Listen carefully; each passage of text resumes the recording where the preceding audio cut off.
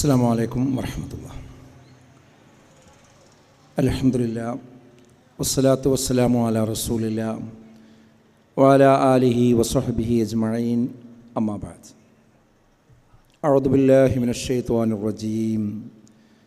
യാ അയ്യുഹല്ലദീന ആമനു തഖുല്ലാഹ ഹഖ്ക തുഖാതിഹി വലാ തമൂതുന്ന ഇല്ലാ വഅൻതും മുസ്ലിമൂൻ.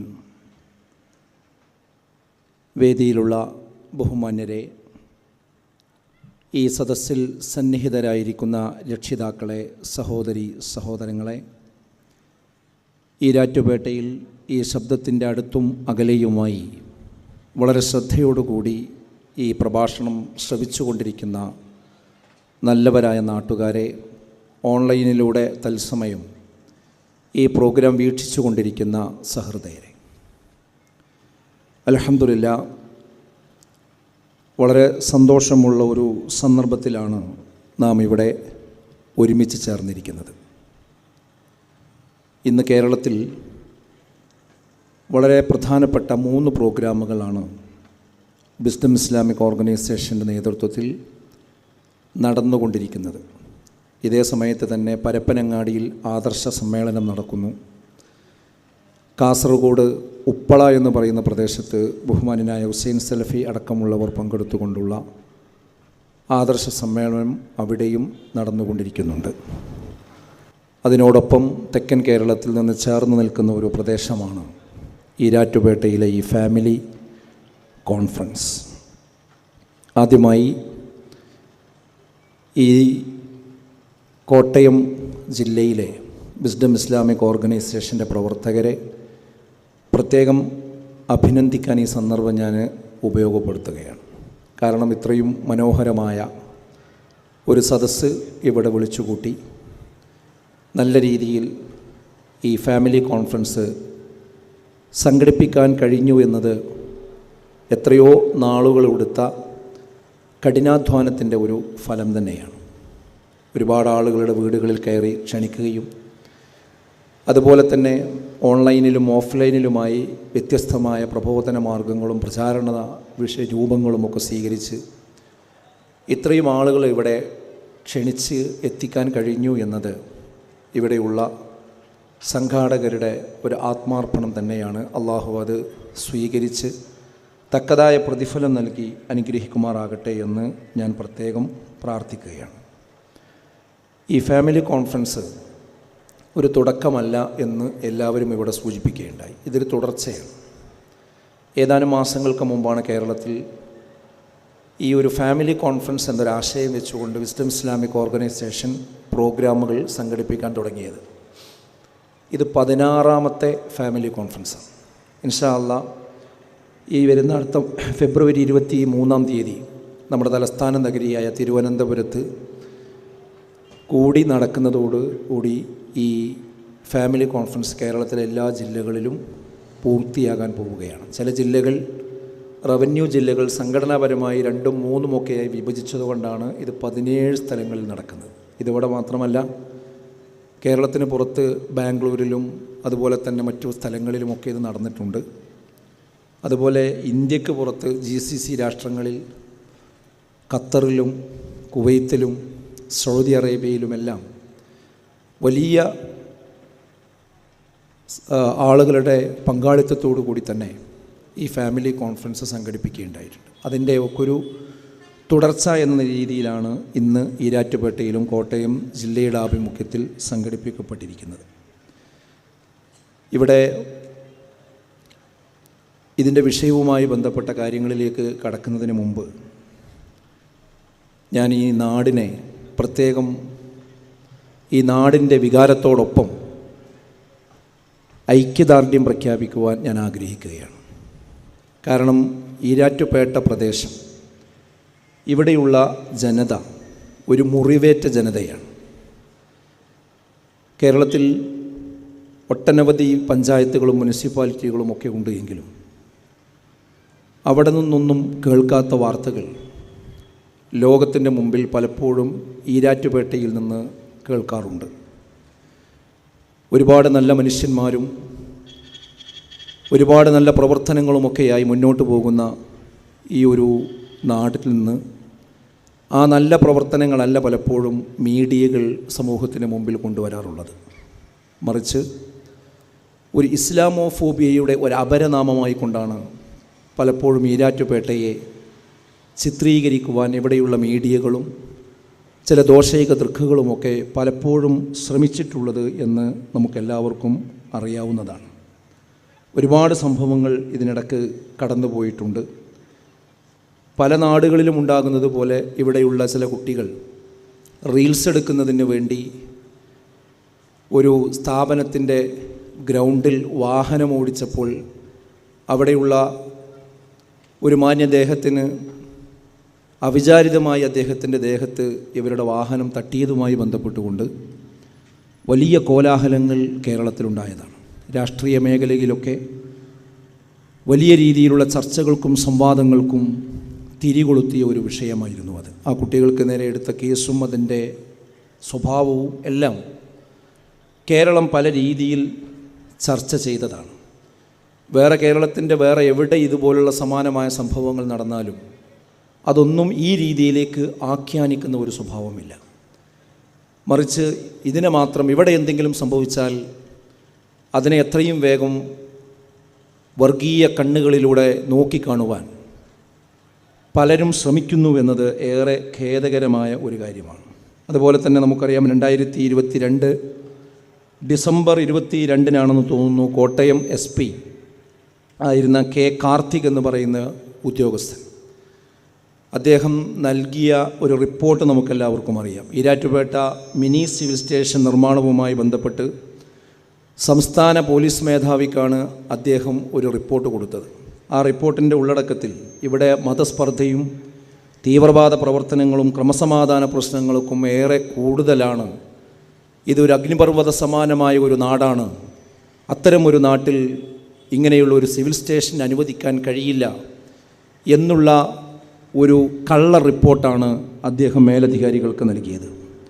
ഇവിടെയുള്ള ജനപ്രതിനിധികളും മറ്റു പ്രവർത്തകരുമൊക്കെ പല രീതിയിൽ അതിന് വിവരാവകാശവുമായി സ്റ്റേഷനെ സമീപിക്കുകയും ആ അവകാശ അപേക്ഷകൾ പോലും നിരസിക്കുകയും അതിൻ്റെ പേരിൽ കോടതി കയറുകയും അങ്ങനെ ഈ നാട് ഞങ്ങൾ തീവ്രവാദികളല്ല എന്ന് ലോകത്തിൻ്റെ മുമ്പിൽ വിളിച്ചു പറയേണ്ടുന്ന ഒരു ഗതികേട്, അതിനുവേണ്ടി കോടതികൾ കയറിയിറങ്ങേണ്ടുന്ന ഒരു ഗതികേട് ഈ ജനതക്ക് ഉണ്ടായി എന്നത് നമ്മളെല്ലാവരും കണ്ടതാണ്. അവസാനം 2024 ജനുവരി 9 ആ റിപ്പോർട്ട് അവർക്ക്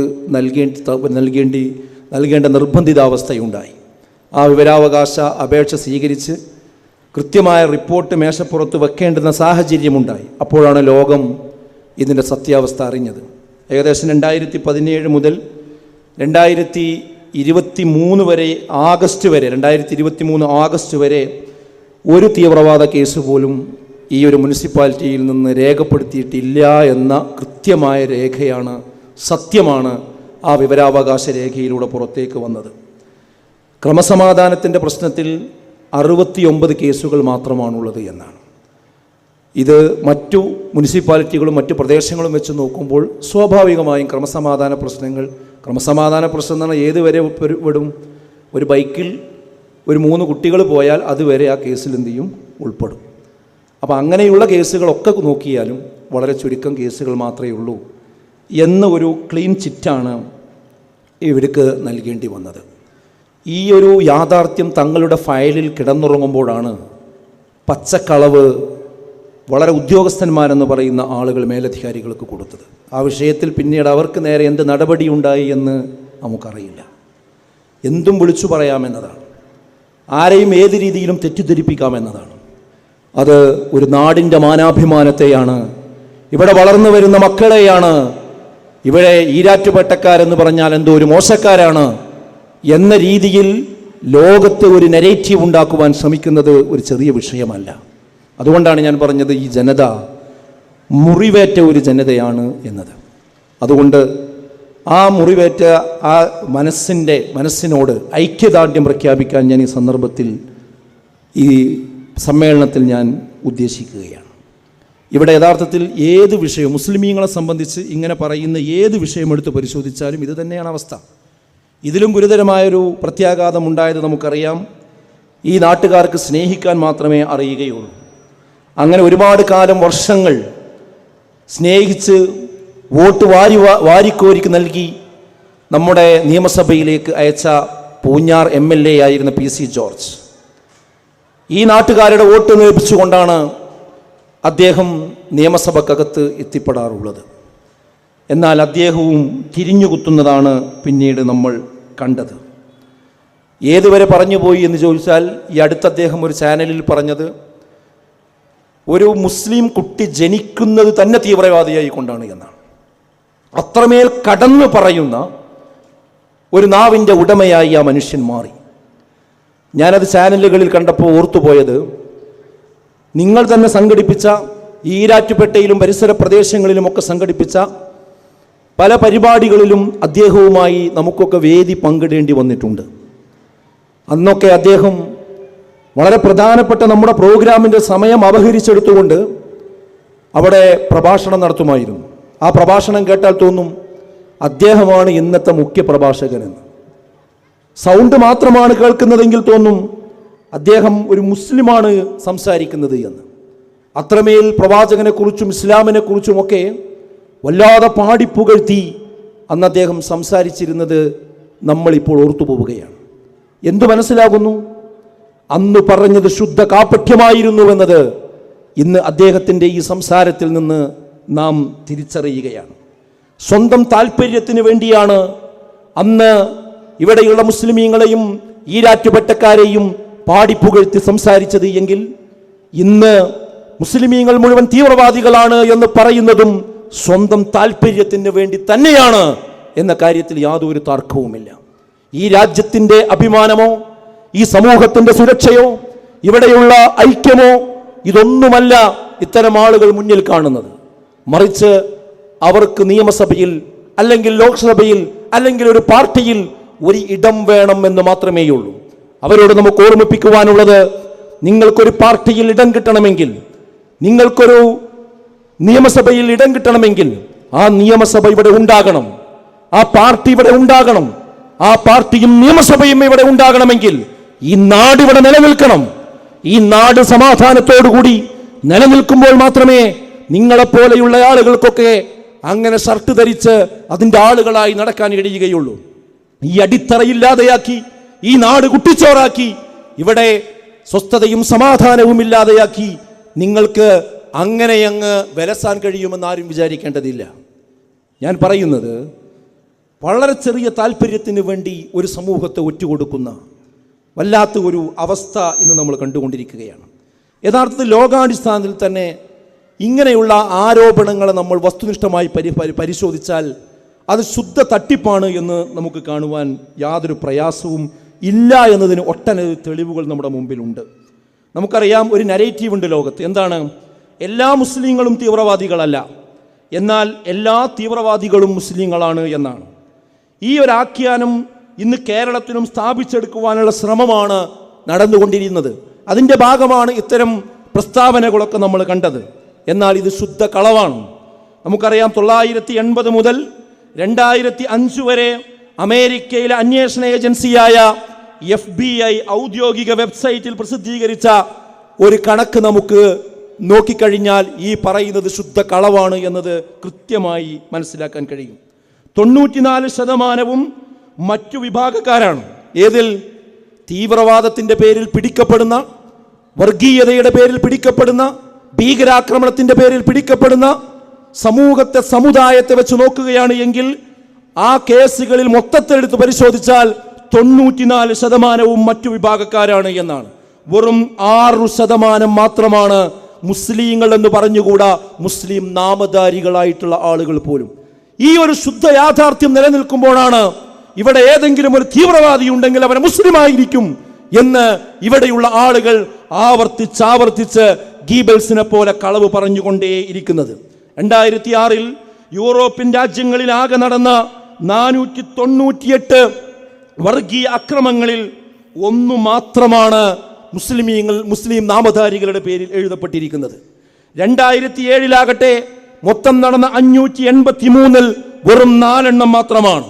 2008 മൊത്തം നടന്ന ഭീകരപ്രവർത്തനങ്ങളിൽ 515 ഭീകരപ്രവർത്തനങ്ങളിൽ ഒന്നുപോലും മുസ്ലിം നാമധാരികളുടേത് എണ്ണാൻ ഇവർക്ക് സാധിച്ചിട്ടില്ല. 2009 ആകെ നടന്ന 294 ഭീകരാക്രമണങ്ങളിൽ ഒന്ന് മാത്രമാണ് മുസ്ലിം നാമമുള്ള ഒരു വ്യക്തി ആളുകളെ അവർക്ക് കണ്ടെത്തുവാൻ സാധിച്ചിട്ടുള്ളത്. 2010 249 കേസുകളിൽ വെറും 3 എണ്ണം മാത്രമാണ് മുസ്ലിം നാമധാരികളുടേത് കാണാൻ സാധിച്ചിട്ടുള്ളത്. എന്നിട്ടാണ് എന്ത് പറയുന്നത്?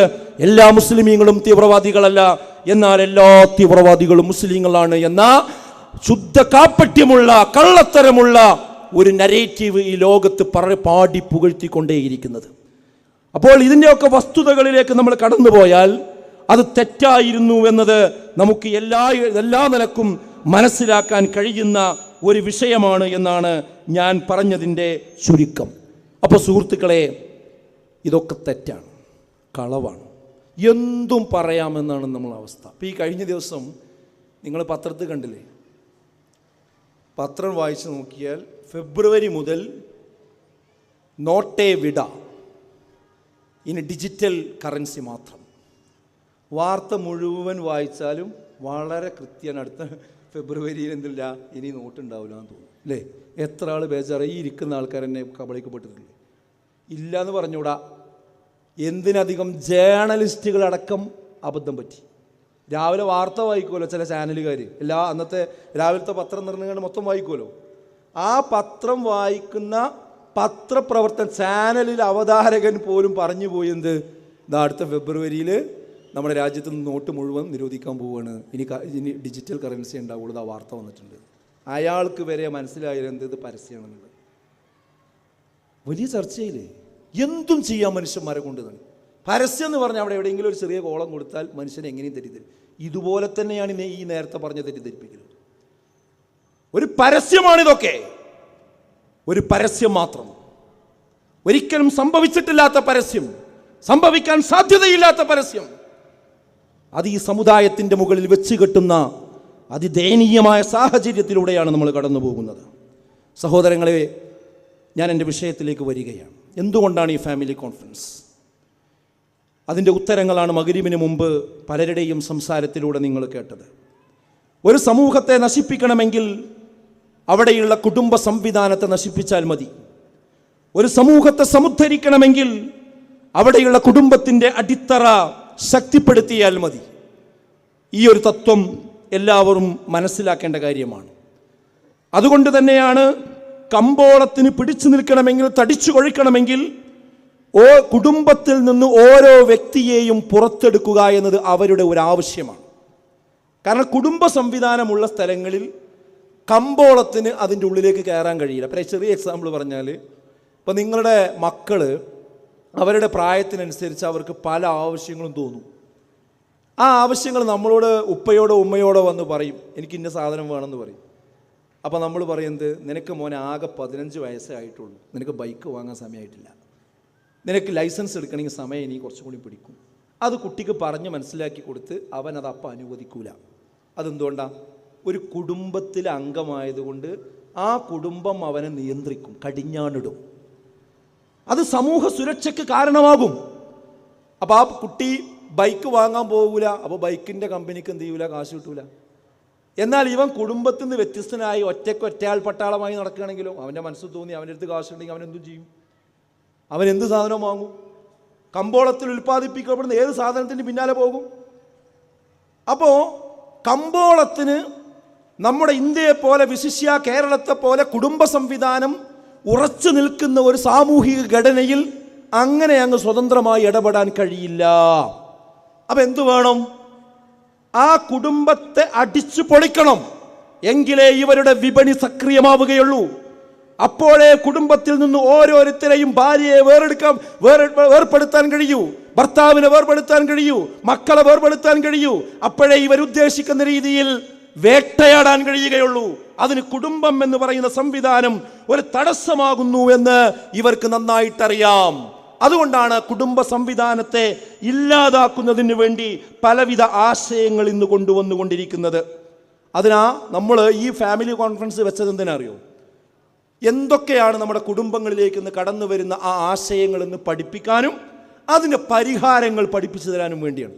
അതുകൊണ്ട് ഈരാറ്റുപേട്ടയിൽ നിന്ന് ഓരോ കുടുംബങ്ങളിൽ നിന്നും ഇവിടെ വന്നു ചേരുന്നവരോട് എനിക്ക് പറയാനുള്ളത്, ഈ പ്രോഗ്രാം കഴിയുന്നത് വരെ നിങ്ങൾ ശ്രമിച്ചിരിക്കണം. എന്തിനാ?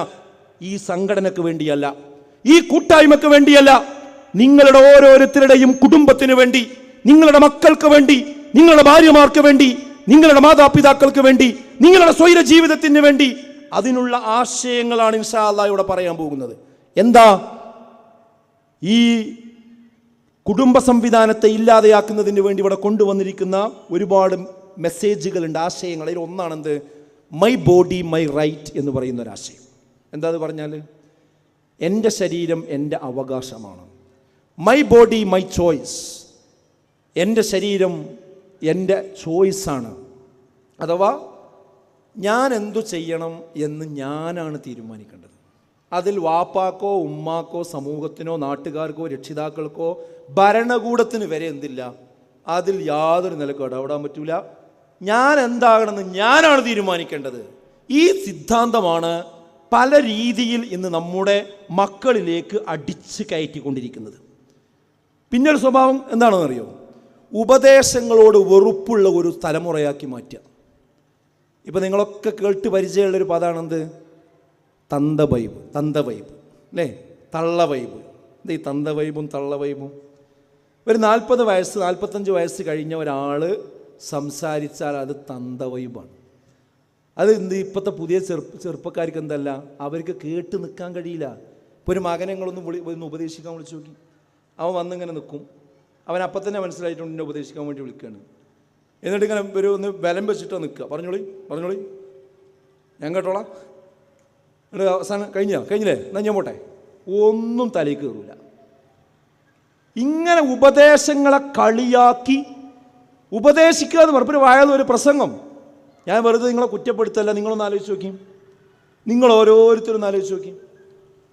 നമ്മുടെ വീട്ടിൽ നിന്ന് +2 പഠിക്കുന്ന, ഡിഗ്രിക്ക് പഠിക്കുന്ന എത്ര കുട്ടികൾ, എത്ര ആൺകുട്ടികൾ, എത്ര പെൺകുട്ടികൾ ഇങ്ങനെ ഒരു പ്രോഗ്രാമിന് വന്നിട്ടുണ്ട്? ഒട്ടും വന്നില്ല എന്ന് ഞാൻ പറയുന്നില്ല. ഒരുപാട് വിദ്യാർത്ഥികൾ അവിടെ കാണാറുണ്ട്. പക്ഷേ എല്ലാവരും ഒന്ന് ആലോചിച്ച് നോക്കി, എന്താന്ന് നമ്മളെ മകന് പണി? അവനവിടെ ഇരിക്കുന്നുണ്ടാവും, ഓൺലൈൻ ഓണാക്കി അവിടെ ഇരിക്കുന്നുണ്ടാവും.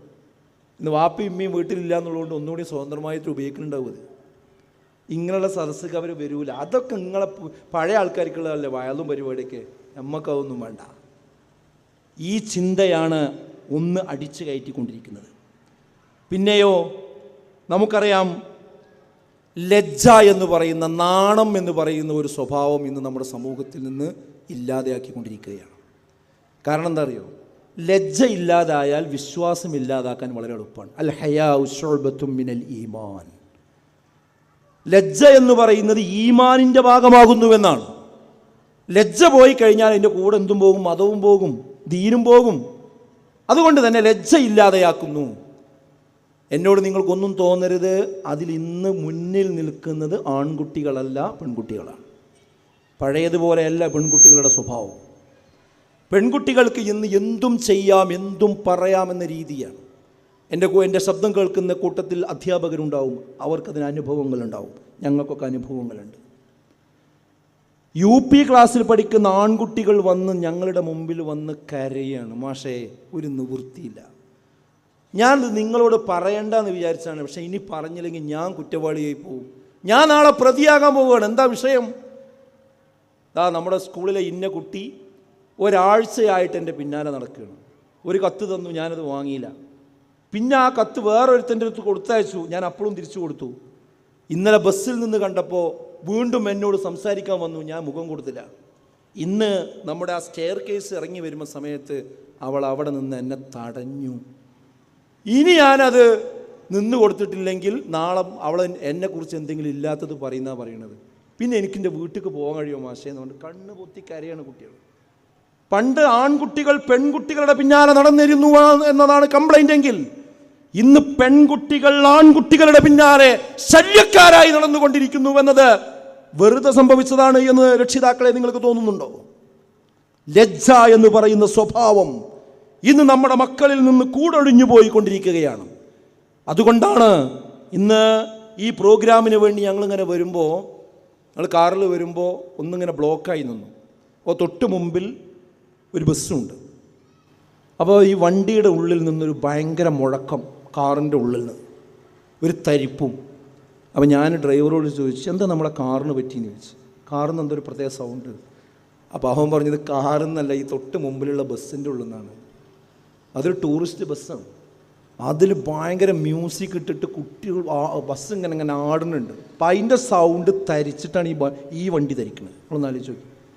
ഈ രൂപത്തിൽ എവിടെ മ്യൂസിക് കണ്ടാലും എത്ര പെട്ടെന്നാണ് അതിനനുസരിച്ച് ഈ സിനിമകളിലൊക്കെ ഉണ്ടാകാറുള്ളത് പോലെ ഇന്ന് നമ്മളെ പുതിയ തലമുറ ഇറങ്ങി തിരിച്ചും കൊണ്ട് ഡാൻസ് ചെയ്യുന്നത്.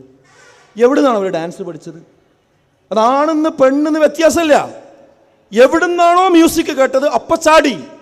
അങ്ങനെ DJ പാർട്ടികളില്ലാത്ത ഒരു സ്ഥലം എവിടെയാണിപ്പോൾ? വിവാഹത്തിൻ്റെ കാര്യം പറയണോ? വിവാഹം കൈവിട്ടു പോയില്ലേ? മാന്യന്മാരായ ആളുകൾക്ക് ഒരു വിവാഹത്തിൻ്റെ സദസ്സിലേക്ക് കയറി ചെല്ലാൻ കഴിയുന്നുണ്ടോ? എപ്പോഴാണ് അവിടെ പുക ഉയരുക? എപ്പോഴാണ് അവിടെ നിന്ന് പല്ലക്ക് വരിക? എപ്പോഴാണ് അവിടെ DJ പാർട്ടി ഉണ്ടാവുക? പറയാൻ കഴിയില്ല. എവിടെയും ആഘോഷത്വര ഇന്ന് നമ്മുടെ സമൂഹത്തിലുണ്ട്. അവിടെ ഏത് രീതിയിലും ആടിത്തിമിർക്കാൻ ഒരു ലജ്ജയുമില്ലാത്ത തലമുറയായി ഇന്ന് നമ്മുടെ സമൂഹം മാറിക്കഴിഞ്ഞിട്ടുണ്ട് എന്നതാണ്. ലഹരിയെ നിസ്സാരവൽക്കരിച്ചു കൊണ്ടിരിക്കുന്നു. അത് ലഹരി എന്ന് പേരിടാതെ മറ്റു പല പേരുകളും ഇട്ടുകൊണ്ട് നിസ്സാരവൽക്കരിച്ചു കൊണ്ടിരിക്കുന്നു. വിവാഹ സങ്കല്പം ഇന്ന് അട്ടിമറിക്കപ്പെട്ടിരിക്കുന്നു. വിവാഹം എന്ന് പറഞ്ഞാൽ ആൺ പെണ്ണിനെ കല്യാണം കഴിക്കുക എന്നതാണ് എന്ന് ആർക്കും അറിയാം. എന്നാൽ ഇനി വിവാഹം എന്ന് പറയുമ്പോൾ പുതിയ തലമുറയുടെ മനസ്സിലെന്താ? ആണും തമ്മിലും പെണ്ണും തമ്മിലും വിവാഹം കഴിക്കാം. കാരണം ആൺ പെൺ എന്ന രണ്ട് വർഗം മാത്രമല്ല സമൂഹത്തിലുള്ളത്, പല വർഗങ്ങളുണ്ട് എന്നാണ്. പുതിയ സിദ്ധാന്തങ്ങളാണ്. അതാണ് LGBTQIA+++ എന്നൊക്കെ പറയുന്ന സിദ്ധാന്തങ്ങൾ. അതാണ് മഴവില്ലാണ് അവരുടെ പതാക, അവരുടെ അടയാളം. അപ്പോൾ ഇത് ഞാൻ പറയുമ്പോൾ വിചാരിക്കും ഇതൊന്നും ഇപ്പോൾ നമ്മളെ നാട്ടിലുള്ള പരിപാടിയല്ല, അത് വേറെ അമേരിക്കയിലോ യൂറോപ്യൻ നാട്ടിലൊക്കെ ഉള്ളതാണ്, ഇവിടെ ഒന്നും ഇല്ല എന്നാരെങ്കിലും വിചാരിക്കുന്നുണ്ടെങ്കിൽ അതീവ സൂക്ഷ്മമായി നിങ്ങൾ നോക്കൂ. ഇതിൻ്റെ അടയാളങ്ങൾ നമ്മുടെ കുട്ടികളിൽ നമുക്ക് കാണാൻ കഴിയും. കുട്ടികൾ വരുമ്പോൾ മഴവില്ലിൻ്റെ ആ ചിഹ്നം മുഖത്ത് അതിൻ്റെ ചായം തേച്ചുകൊണ്ട് വന്ന ദിവസം നിങ്ങൾക്ക് ഓർമ്മയില്ലേ? കാരണം ഇതിൻ്റെ റാലിയിൽ പങ്കെടുത്തുകൊണ്ടാണ് അവർ വരുന്നത്. അവരുടെ ചുമരുകളിൽ ഇതിൻ്റെ പതാക ഒട്ടിച്ചു വെച്ചത് നിങ്ങൾ കണ്ടിട്ടുണ്ടായിരിക്കും. കാരണം ഈ ആശയത്തിൽ അവർ ആകൃഷ്ടരായിരിക്കുകയാണ്. ആണ് പെണ്ണെന്ന് മാത്രമല്ല, പല ജെൻഡറുകളുണ്ട്. അതാണ് ജെൻഡർ സാമൂഹിക നിർമ്മിതിയാകുന്നു എന്ന പുതിയ നയം. ഇതുവരെയുള്ള നയം എന്താ? ജെൻഡർ ബൈ ബർത്തിലൂടെയാണ് തീരുമാനിക്കപ്പെടുന്നത്. അഥവാ ആൺ പെൺ എന്നത് ഒരാളെ പ്രസവിച്ച് കഴിഞ്ഞാൽ നമ്മളറിയും, ലേബർ റൂമിൻ്റെ മുമ്പിൽ നമ്മൾ പോയി നിൽക്കും. പ്രസവിച്ച് കുട്ടിയെയും കൊണ്ട് വരുമ്പോൾ നമ്മൾ ചോദിക്കും, എന്താ കുട്ടി ആണാ പെണ്ണാന്ന് ചോദിക്കും, അല്ലേ? എന്നാൽ ഇനി മുതൽ എന്താ അങ്ങനെ ചോദിക്കാൻ പാടില്ല. മറിച്ച് ആ കുട്ടി വളർന്ന് വലുതായി വന്ന ശേഷം ആ കുട്ടി തീരുമാനിക്കുന്നതാണ് അവൻ്റെ ജെൻഡർ. അവനാണാണ്, എല്ലാം നൽകും ആണാണ്. പക്ഷെ അവൻ തീരുമാനിക്കുകയാണ് ഒരു 10-15 വയസ്സായിട്ട് ഞാൻ പെണ്ണായി ജീവിക്കാനാണ് ആഗ്രഹിക്കുന്നത്, അതുകൊണ്ട് ഇന്ന് മുതൽ ഞാൻ പെണ്ണാകുന്നു എന്ന് പറഞ്ഞാൽ അന്ന് മുതൽ എന്ത് ചെയ്യണം? സമൂഹം അവനെ പെണ്ണായി പരിഗണിക്കണം എന്നാണ് നിയമം. അതാണ് ജെൻഡർ സാമൂഹിക നിർമ്മിതിയാണ് എന്ന നയം. ഈ നയവും എവിടെയെങ്കിലുമല്ല ഉള്ളത്. ഇത് നമ്മുടെ ഈ നയത്തെ അടിസ്ഥാനപ്പെടുത്തിയാണ് ഇന്ന് കേരളത്തിൽ പാഠ്യപദ്ധതി പരിഷ്കരിച്ചിട്ടുള്ളത്. ഇതൊരു സ്കൂളിൻ്റെ മുറ്റമാണ് എന്ന് ഞാൻ മനസ്സിലാക്കുന്നു. നിങ്ങൾക്ക് ഓർമ്മയില്ലേ ഒരു ജനകീയ ചർച്ച? നാട്ടുകാരെ മുഴുവൻ വിളിച്ചു വരുത്തി നമ്മുടെ കുട്ടികളുടെ പാഠ്യപദ്ധതി എങ്ങനെയായിരിക്കണം എന്ന് ചർച്ച ചെയ്യാനും നമ്മളിൽ നിന്ന് നിർദ്ദേശങ്ങൾ സ്വീകരിക്കുവാനും വേണ്ടി വെച്ച ഒരു ചർച്ചയായിരുന്നു ഓരോ സ്കൂളുകളിലും PTA വിളിച്ചുകൊണ്ട്. അന്നെല്ലാവരും പറഞ്ഞതാണ് ഈ ജെൻഡർ സാമൂഹിക നിർമ്മിതിയാണ് എന്ന ഈ പിഴച്ച ചിന്ത അതൊഴിവാക്കണം, അത് തെറ്റാണ്. അപ്പോൾ അതെല്ലാവരും കേട്ടു. അതൊക്കെ ഞങ്ങൾ മേൽഘടകത്തിന് കൊടുക്കുമെന്ന് പറഞ്ഞു.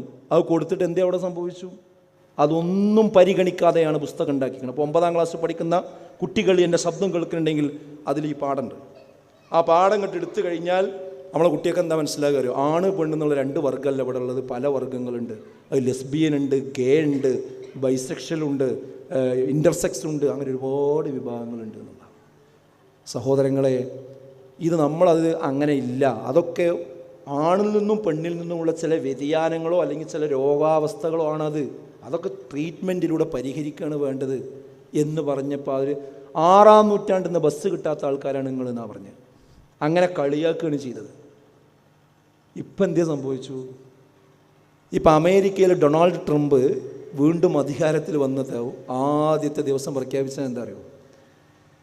അദ്ദേഹം പറയാണ്, ഇനി അമേരിക്കയിൽ 2 വർഗം മാത്രമേ ഉള്ളൂ, അത് ആണും പെണ്ണുമായിരിക്കും, വേറെ മൂന്നാമത്തെ വർഗം ഉണ്ടാവില്ല. എന്തേ പറയാൻ കാരണം? ഈ LGBTQ ആക്ടിവിസം പിറവി കൊണ്ട രാജ്യങ്ങളിൽ ഒരു രാജ്യമാണ് അമേരിക്ക. അതിൻ്റെ ബുദ്ധിമുട്ട് അവരാണ് അനുഭവിച്ചപ്പോൾ അവർ നയം മാറ്റണം. ഇപ്പോൾ നയം മാറ്റി പ്രഖ്യാപിക്കുകയാണ്. എന്തേ ട്രംപ് ഈ നയം മാറ്റി പ്രഖ്യാപിച്ചപ്പോൾ ഇവിടെയുള്ള ചാനൽ അവതാരകന്മാരൊന്നും അദ്ദേഹം 6-ാം നൂറ്റാണ്ടിൽ ബസ് കിട്ടാത്ത ആളാണെന്ന് പറയാത്തത്, അദ്ദേഹം പുരോഗമനം അറിയാത്ത ആളാണെന്ന് പറയാത്തത്? അമേരിക്ക ഇന്ന് രാത്രിയാണ് എന്ന് പറഞ്ഞാൽ അത് അംഗീകരിക്കുക, അമേരിക്ക ഇപ്പൊ പകലാണെന്ന് പറഞ്ഞാൽ അത് അംഗീകരിക്കുക. അങ്ങനെ അമേരിക്കയുടെ അമ്മിക്കടിയിൽ തൻ്റെ ബുദ്ധി പണയം വെച്ചവരെ പേരാണോ കേരളക്കാരെന്ന് പറയുന്നത്, മലയാളികൾ എന്ന് പറയുന്നത്? അങ്ങനെയല്ല. അവരെ പലതും പറയാൻ, പക്ഷെ ഇപ്പം പറഞ്ഞത് സത്യമാണ്. ഈ കാര്യത്തിൽ പറഞ്ഞത് അതെന്തിയേ? അവർക്ക് അനുഭവിക്കേണ്ടി വന്നു. എന്നാൽ മനുഷ്യനെ സൃഷ്ടിച്ച സൃഷ്ടാവ് പറഞ്ഞിട്ടുണ്ട്, മനുഷ്യന് 2 വർഗ്ഗേ ഉള്ളൂ. അതിലേക്ക് മടങ്ങുകയാണ് ലോകം. അപ്പം ഞാൻ പറയുന്നത് എന്താണെന്ന് വെച്ചാൽ, വിവാഹ സങ്കല്പം തന്നെ ഇന്ന് അട്ടിമറിക്കുന്ന ആശയങ്ങൾ കടന്നു വന്നുകൊണ്ടിരിക്കുന്നുവെന്നാണ്.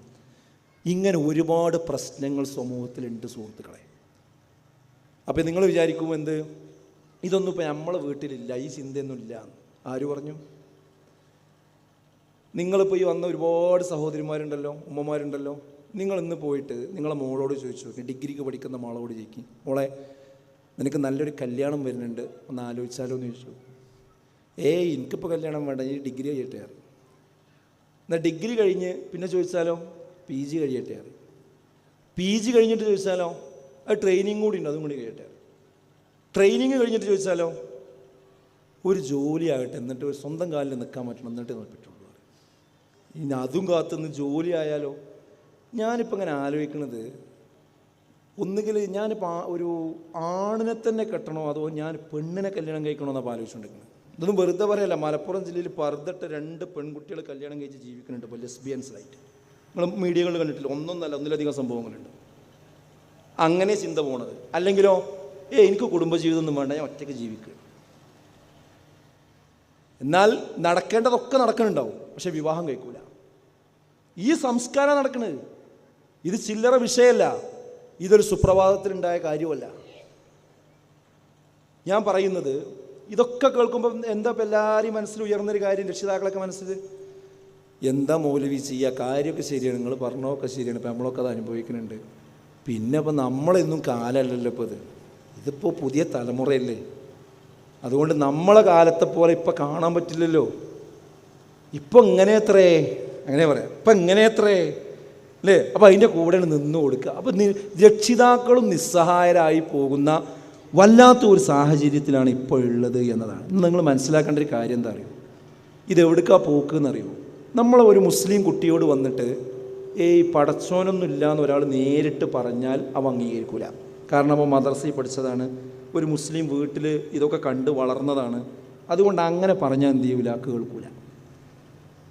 ഇസ്ലാം മതം തെറ്റാണെന്ന് പറഞ്ഞാൽ അംഗീകരിക്കൂല. ഖുർആനും ശരി തെറ്റാണെന്ന് പറഞ്ഞാൽ അത് അംഗീകരിക്കൂല.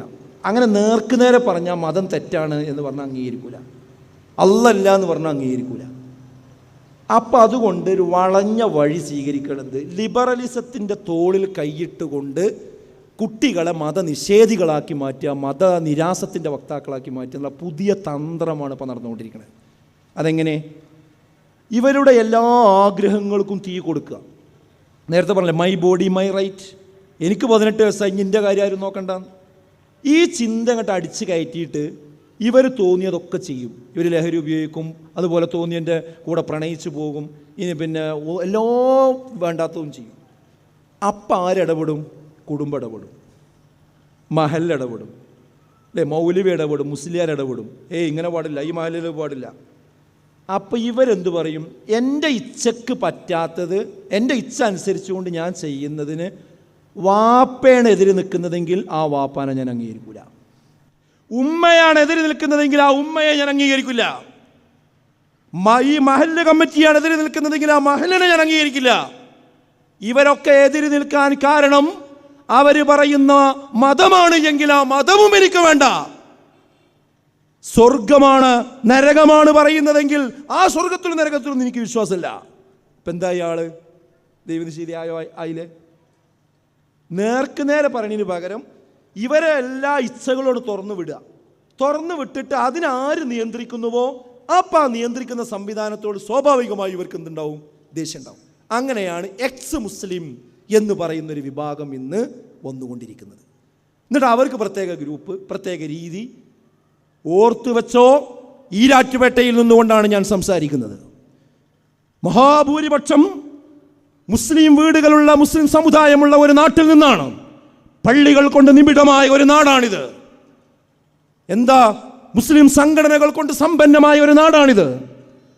എന്നാൽ ഇത്തരം അടിസ്ഥാനപരമായ പ്രശ്നങ്ങളെ നമ്മൾ എത്രത്തോളം അഡ്രസ്സ് ചെയ്യുന്നുണ്ട്, അത് നമ്മുടെ തലമുറയെ ബോധ്യപ്പെടുത്താൻ എത്രത്തോളം നമ്മൾ ശ്രമിക്കുന്നുണ്ട്, ശ്രദ്ധിക്കുന്നുണ്ട് എന്ന കാര്യഗൗരവത്തോടു കൂടിയുള്ള ചിന്ത നടത്തുവാൻ വേണ്ടി തന്നെയാണ് ഈ ഫാമിലി കോൺഫറൻസ് നമ്മൾ സംഘടിപ്പിച്ചിരിക്കുന്നത് എന്നാണ് എനിക്കിവിടെ സൂചിപ്പിക്കുവാനുള്ളത്. സുഹൃത്തുക്കളെ, ഇന്ന് കുട്ടികൾക്ക് ചില കാര്യങ്ങൾ നമ്മൾ ബോധ്യപ്പെടുത്തി കൊടുക്കേണ്ടതുണ്ട്. നമുക്ക് പറ്റുന്നത് ഏതാണ്, പറ്റാത്തത് ഏതാണ്. ഇപ്പം ഈ കാര്യത്തിൽ ഇന്ന് പെൺകുട്ടികൾക്ക് പ്രത്യേകിച്ച് അവരടക്കി ഭരിക്കുന്നൊരു സംഗതി എന്താണെന്ന് ചോദിച്ചാൽ ഈ കോസ്മെറ്റിക് സംസ്കാരമാണ്. അണിഞ്ഞൊരുങ്ങി പുറത്തിറങ്ങുന്ന ഒരു രീതി. ഇപ്പോൾ ഒരു കല്യാണം നടക്കുകയാണെങ്കിൽ പോലും കല്യാണത്തിന് ചെലവഴിക്കുന്നതിലേറെ പണപ്പം ചെലവഴിക്കുന്നത് എന്തിനാ? ബ്യൂട്ടി പാർലറിലാണ്. അത് വല്യമ്മ മുതൽ പേരക്കുട്ടി വരെ അതിനു വേണ്ടി അണിഞ്ഞൊരുങ്ങുകയാണ്. എന്നിട്ട് അതിനു വേണ്ടി അത്ര ലക്ഷങ്ങളാണ് ചെലവഴിക്കുന്നത്. സ്കൂളുകളിലൊക്കെ വന്നു കഴിഞ്ഞാൽ കുട്ടികളുടെ ബാഗിൽ ഒരു ഇതുപോലുള്ള ഉപകരണങ്ങളെല്ലാം ഉണ്ടാവും. ചുണ്ട് ചോപ്പിക്കാനുള്ള സാധനങ്ങൾ, അതുപോലെ കൺമഷി ഇടാനുള്ള സാധനങ്ങൾ, മുഖത്ത് പുട്ടിയിടാനുള്ള സാധനങ്ങൾ. എന്നിട്ട് പരസ്പരം കുട്ടികൾ ബ്യൂട്ടി പാർലറിൽ ഇരിക്കുന്നത് പോലെ ഒഴിവുള്ള സമയത്ത് അങ്ങോട്ടും ഇങ്ങോട്ടും തേച്ചു കൊടുക്കുക. ഇതൊന്നൊരു മൊത്തം ഇതിനെക്കുറിച്ച് പറയുന്നത് പോലും കുറ്റമാണ്. ഇപ്പം നിങ്ങളെ പല ആൾക്കാരും മനസ്സിൽ എന്തിനാ ഈ മൗലവി ഇതൊക്കെ പറയുന്നത്? ഇതൊക്കെ ഇപ്പോൾ ഈ കാലത്തിൻ്റെ അവസ്ഥയല്ലേ? ഇതാണ് ഞാൻ പറഞ്ഞതിൻ്റെ സംസാരത്തിൻ്റെ തുടക്കത്തിൽ. ഈ കോസ്മെറ്റിക്സ് ഇൻഡസ്ട്രി ഉണ്ടല്ലോ, ആ ഇൻഡസ്ട്രിയുടെ തടവറയിലാണ് നമ്മൾ. ഇന്ന് ലോകത്ത് ഏറ്റവും കൂടുതൽ വിറ്റഴിക്കപ്പെടുന്ന സാധനങ്ങൾ കോസ്മെറ്റിക് സാധനങ്ങളാണ്. അതാര് വാങ്ങണം? നമ്മുടെ തലമുറ വാങ്ങണം. അതിന് തടസ്സം നിൽക്കുന്നതാരാ? ഈ മതപരമായ നിയമങ്ങളും നിർദ്ദേശങ്ങളുമാണ്. എങ്കിൽ ആ മതത്തിൽ നിന്ന് ഈ കുട്ടികളെ പുറത്തു ചാടിക്കുക എന്ന പണിയാണ് ഇവരൊക്കെ എടുത്തുകൊണ്ടിരിക്കുന്നത് എന്ന് നമ്മൾ മനസ്സിലാക്കണം. അതുകൊണ്ട് ഇതിനെന്താ നമ്മൾ പരിഹാരം? രക്ഷിതാക്കൾ തന്നെയാണ് ഇതിന് ഒന്നാമതായി ശ്രദ്ധിക്കേണ്ടത് എന്നാണ്. ഇപ്പം രക്ഷിതാക്കൾ പറയും ഞങ്ങൾ എന്താ ചെയ്യുക എന്നാണ്. ഈ ചോദ്യം ചോദിക്കുന്ന രക്ഷിതാക്കളോട് തിരിച്ച് ഞാൻ ചില ചോദ്യങ്ങൾ ചോദിക്കുകയാണ്. എന്താ അറിയോ? ഈ കുട്ടികൾക്ക് പണം കിട്ടുന്നത് എവിടുന്നാ? നിങ്ങൾ പറയും. +2 പഠിക്കുന്ന കുട്ടി അധ്വാനിക്കാൻ പോകുന്നുണ്ടോ? ഈ സാധനത്തിന് ഭയങ്കര വിലയാണ്. ഇത് വാങ്ങാനുള്ള പണം എവിടുന്നാണ് കിട്ടുന്നത്? ഞങ്ങളെന്താ ചെയ്യാന്ന് ചോദിക്കുന്ന രക്ഷിതാക്കളോടാണ് ഞാൻ ചോദിക്കുന്നത്. ഈ പണം എവിടുന്നാണ് കിട്ടുന്നത്? ആരുടെ കൂടെ പോയിട്ടാണ് ഈ കുട്ടികൾ ഈ സാധനം വാങ്ങുന്നത്? പലപ്പോഴും ഷോപ്പിൻ്റെ മുമ്പിൽ വണ്ടി നിർത്തിയിട്ട് എന്ത് ചെയ്യും? ആ ഷോപ്പിലേക്ക് അവരെ കയറ്റി വിടും. അതിൻ്റെ കൂടെ പോകുന്നില്ല, വേണ്ട ഒക്കെ വാങ്ങി ബില്ലാക്കിയിട്ട് ബില്ലിന് കൊണ്ടുവന്ന് കൊടുക്കുക. അത് ഗൂഗിൾ പേ ചെയ്ത് കൊടുക്കുന്ന പണിയാണ് രക്ഷിതാക്കൾ. അതിൻ്റെ കൂടെ പോകണം എന്താ വാങ്ങണമെന്ന് നോക്കണ്ടേ? നമ്മൾ പലപ്പോഴും നോക്കാറില്ല. മാത്രമല്ല, ഞാൻ ചോദിക്കട്ടെ, ഉമ്മമാരോട് ചോദിക്കട്ടെ, ഇത് ഉപയോഗിക്കുന്ന നമ്മുടെ മക്കളിത് ഉപയോഗിക്കുന്നുണ്ടെങ്കിൽ, സ്ഥിരമായിട്ട് ഉപയോഗിക്കുന്നുണ്ടെങ്കിൽ അത് നമ്മൾ കാണാറില്ലേ? ഒരു ഉമ്മാക്ക് ഒരു കുട്ടിയുടെ മുഖം കണ്ടാൽ മനസ്സിലാവും ഇത് ഉപയോഗിച്ചിട്ടുണ്ടോ അല്ലേ എന്നുള്ളത്. അപ്പോൾ നമ്മൾ അനുവാദത്തോടു കൂടിയാണ് അവർ ചെയ്യുന്നത് എന്ന യാഥാർത്ഥ്യം നമ്മൾ ഉൾക്കൊള്ളണം. നമ്മൾ വെറുതെ കൈ മലർത്തിയിട്ടൊന്നും കാര്യമില്ല. ഈ ഫാമിലി കോൺഫറൻസ് എന്തിനാ വെച്ചത് ഇങ്ങനെ കൃത്യമായി പറഞ്ഞ് മനസ്സിലാക്കാൻ വേണ്ടി തന്നെയാണ്. എങ്കിലേ നമ്മളെ നാട് എന്ത് ചെയ്യുള്ളൂ, ഇതിൽ നിന്ന് തിരിച്ച് വരികയുള്ളൂ. പല വീട്ടിലും രക്ഷിതാക്കൾ തന്നെയാണ് ഇത് അണിയിച്ചൊരുക്കി വിടുന്നതും എന്നത് ഖേദകരമായ കാര്യം. ചില ഉമ്മമാർ അവർ തന്നെയാണ് എന്ത് ചെയ്യുന്നത്, കുട്ടികളെ ഈ രൂപത്തിൽ അണിയിച്ചൊരുക്കുന്നത്. ഈ അണിയിച്ചൊരുക്കൽ നമുക്ക് നാളെ വലിയ ദുരന്തങ്ങളാണ് എന്ത് ചെയ്യുക, വിളിച്ചു വരുത്തുക എന്ന് നമ്മൾ മനസ്സിലാക്കണം. നിങ്ങൾക്ക് ഓർമ്മ ഉണ്ടല്ലോ, ഇപ്പോൾ കൊണ്ടോട്ടിയിൽ നിന്നൊരു കുട്ടി ആത്മഹത്യ ചെയ്ത ഓർമ്മല്ലേ? എന്താ സംഭവം? വിവാഹത്തിൻ്റെ, ആ കുട്ടിയുടെ വിവാഹ സമയത്തുള്ള ഫോട്ടോ കാണാൻ പറ്റും. നല്ല തൂവെള്ളയിൽ നല്ല രീതിയിൽ എന്ത് ചെയ്യുന്നുണ്ട്, ആ കുട്ടി അണിയിച്ചൊരുക്കി കൊണ്ടുപോകുന്ന രംഗമുണ്ട്. പക്ഷെ അതൊക്കെ കഴിഞ്ഞ ശേഷം ഇവൻ ഗൾഫ് പോയി. ഗൾഫ് പോയിട്ട് പിന്നെ നോക്കുമ്പോൾ ഇവളുടെ നിറം ഇവന് പോരാ. അപ്പോൾ ഇവൾ കറുത്തതാണ്, നിൻ്റെ നിറം കറുപ്പാണെന്ന് പറഞ്ഞ് സ്ഥിരമായിട്ട് ഈ കുട്ടിയെ ശല്യപ്പെടുത്തും. അപ്പോൾ കല്യാണത്തിൻ്റെ അന്നൊക്കെ ഇത് പുട്ടിയിട്ടിങ്ങാണ്ട് ഉഷാറാക്കി വന്നു. പിന്നെ അത് കുളിച്ച് കഴിഞ്ഞാൽ പോകുമല്ലോ. അപ്പോൾ യഥാർത്ഥ മുഖം വന്നു. അപ്പോൾ ഇവന് പറ്റണില്ല. ആ കുട്ടി നിരന്തരമായ പ്രയാസങ്ങൾക്ക് അനുഭവപ്പെട്ടിട്ടാണ് ആ കുട്ടി ആത്മഹത്യയിലേക്ക് പോയത് എന്നാണ് വാർത്ത. ഇനി അതിൻ്റെ മറുവശം വല്ലതും ഉണ്ടോ എന്നുള്ളത് ഒരു പക്ഷേ പിന്നീട് തെളിഞ്ഞേക്കാം. ഇപ്പോഴുള്ള അവസ്ഥ അങ്ങനെയാണ്. അപ്പോൾ ഞാൻ പറയുന്നത് എന്താണെന്ന് വെച്ചാൽ, ഇത് വലിയ ഒരു കാശിന് വേണ്ടി ചിലവഴിക്കുന്നു. അത് മാത്രവുമല്ല, അത് വലിയ കബളിപ്പിക്കൽ കൂടിയാണ്. നമ്മൾ പടച്ചോ നമുക്ക് തന്ന തൊലി പോരെ, നമുക്ക് അത് വൃത്തിയായി കുളിച്ച് വൃത്തിയായി കൊണ്ടുവന്നാൽ പോരെ. അതിനപ്പുറത്ത് ഇല്ലാത്തത് എന്തിനാ കൃത്രിമത്വം കാണിക്കേണ്ട കാര്യം? ഈ പ്രദർശനപരത ഇസ്ലാമികമായിട്ട് ഒരിക്കലും നമുക്ക് അംഗീകരിക്കാൻ കഴിയുന്ന ഒരു കാര്യമല്ല. ഇത് രക്ഷിതാക്കൾ അണിയിച്ചൊരുക്കാനുള്ള കാരണം എന്താ അറിയോ? കുട്ടികളെപ്പോലെ തന്നെ രക്ഷിതാക്കൾക്കും ഇതിൻ്റെ ഗൗരവം അറിയില്ല. കാരണം എന്താ? ന്യൂ ജനറേഷൻ ഇപ്പോൾ മക്കളുണ്ടായിരിക്കുന്നു. ഇങ്ങനെയൊക്കെ ചെയ്ത് വന്ന ആൾക്കാർക്ക് ഇപ്പോൾ കുട്ടികളുണ്ടായിക്കാണ്. അപ്പോൾ സ്വാഭാവികമായിട്ട് അവരവരെ കുട്ടികൾക്ക് ഇത് ചെയ്ത് കൊടുക്കും. അപ്പം ഞാൻ അടുത്തൊരു തലമുറ എന്തായിരിക്കും നമ്മളെ അവസ്ഥ? നമ്മളൊന്ന് ആലോചിച്ച് നോക്കി. ഇത് ഗുരുതരമായ വിഷയമാണ്. ഇതിൻ്റെ മതപരമായ ഗൗരവം പറയുന്നതിന് മുമ്പ് ഇതിൻ്റെ ഭൗതികമായ ചില പ്രത്യാഘാതകൾ കൂടി നമ്മൾ മനസ്സിലാക്കണം. സൗന്ദര്യം കൃത്രിമമായി പടച്ചുണ്ടാക്കി വേഷം കെട്ടുന്ന കുട്ടികളെക്കുറിച്ച് മാന്യന്മാർക്കിടയിൽ യാതൊരു മതിപ്പും ഉണ്ടാവില്ല എന്ന് നമ്മൾ മനസ്സിലാക്കണം. കുട്ടിക്ക് ഭാവിയിലൊരു വിവാഹം വന്നാലും മാന്യന്മാരായ ആൾക്കാരതൊന്നും അന്വേഷിച്ച് പോകില്ല. നിങ്ങൾ വിചാരിച്ചതിൻ്റെ എതിർഫലമാണ് ഇതുകൊണ്ട് ഉണ്ടാകുക എന്ന് കൂടി നമ്മൾ തിരിച്ചറിയണം. ഇങ്ങനെ അണിയിച്ചൊരുക്കി വിട്ടാൽ എന്താ സംഭവിക്കാറോ? പിന്നെന്ത് നമ്മൾ പരാതി പറയരുത്. എപ്പോൾ നിങ്ങൾ വിചാരിച്ച ഒരു മരുമകനെ കിട്ടാതെ വരുമ്പോൾ. അതുപോലെ തന്നെ നമ്മുടെ മതത്തിൽപ്പെട്ടവർ തന്നെ ഒരു പക്ഷെ ആയിക്കൊള്ളണം എന്നില്ല പിന്നെ ഈ കുട്ടികളുടെ വരന്മാരായിട്ട് വരുന്നത്. അത് പല ആളുകളുടെ പിന്നാലെയും പോണൊരവസ്ഥ ഉണ്ടാവും. തനി ഫ്രോഡുകളാവും ഒരു പക്ഷേ ഇവരെ വലയിൽ വീഴ്ത്തി കൊണ്ടുപോവുക. ചില ചെറുപ്പക്കാർ നിങ്ങൾ അധ്വാനിച്ചുണ്ടാക്കിയ സ്വത്ത് കൈവശപ്പെടുത്താൻ ബോധപൂർവം ഇറങ്ങി തിരിച്ചിട്ടുണ്ട്. നല്ലോണം ആലോചിച്ചോളി. നമ്മുടെ കുട്ടികളെ പിന്നാലെ നടന്നിട്ട് കുറച്ച് നല്ല തറവാട്ടത്തെ കുട്ടിയാണ്, കുറച്ച് സ്വത്തുള്ള കുട്ടിയാണെന്നുണ്ടെങ്കിൽ ബസ് സ്റ്റാൻഡിലും ബസ് സ്റ്റോപ്പിലും കോളേജിലും ഒക്കെ വശീകരിച്ച് ഈ കുട്ടികളെ കൊണ്ടുപോയിട്ട് നമ്മുടെ സ്വത്ത് തട്ടിയെടുക്കാൻ വരെ കുട്ടികളെ ഉപയോഗപ്പെടുത്തുന്ന ആളുകൾ അത് പല രീതിയിൽ ഉപയോഗപ്പെടുത്തുന്നുണ്ട് എന്നുള്ളതിന് ഒരുപാട് അനുഭവങ്ങൾ നമ്മുടെ നാട്ടിലുണ്ട്. അതുകൊണ്ട് പണവും സൗന്ദര്യവും ശരീരവും ആവശ്യത്തിന് ഉപയോഗിച്ച് പഴം കഴിച്ച് പഴത്തൊലി വലിച്ചെറിയുന്നത് പോലെ നമ്മുടെ മക്കളെ ഇവർ വലിച്ചെറിയുന്ന കാലം വിദൂരമല്ല. ഇതിൻ്റെ ഭൗതികമായ പ്രത്യാഘാതമാണ് ഞാൻ പറയുന്നത്. പിന്നെ മതപരമായ ഗൗരവം ഇതിനേക്കാൾ ഗുരുതരമാണ്. ഇവിടെ ഉയരുന്നൊരു ചോദ്യമുണ്ട്, എന്താ ഇപ്പോൾ ഇതൊക്കെ ചെയ്താലുള്ള കുഴപ്പം? എന്താ ഇപ്പോൾ ഒരാണ് പെണ്ണിനെ നോക്കിയുള്ള കുഴപ്പം? ഒരു പെണ്ണ് ആണിനെ നോക്കിയുള്ള കുഴപ്പം എന്താ? അത് ആകാശം പൊളിഞ്ഞു വീഴുമെന്നാണ്, ആകാശം ഇടിഞ്ഞു വീഴുമെന്നാണ് എപ്പോഴും ചോദിക്കരുത്.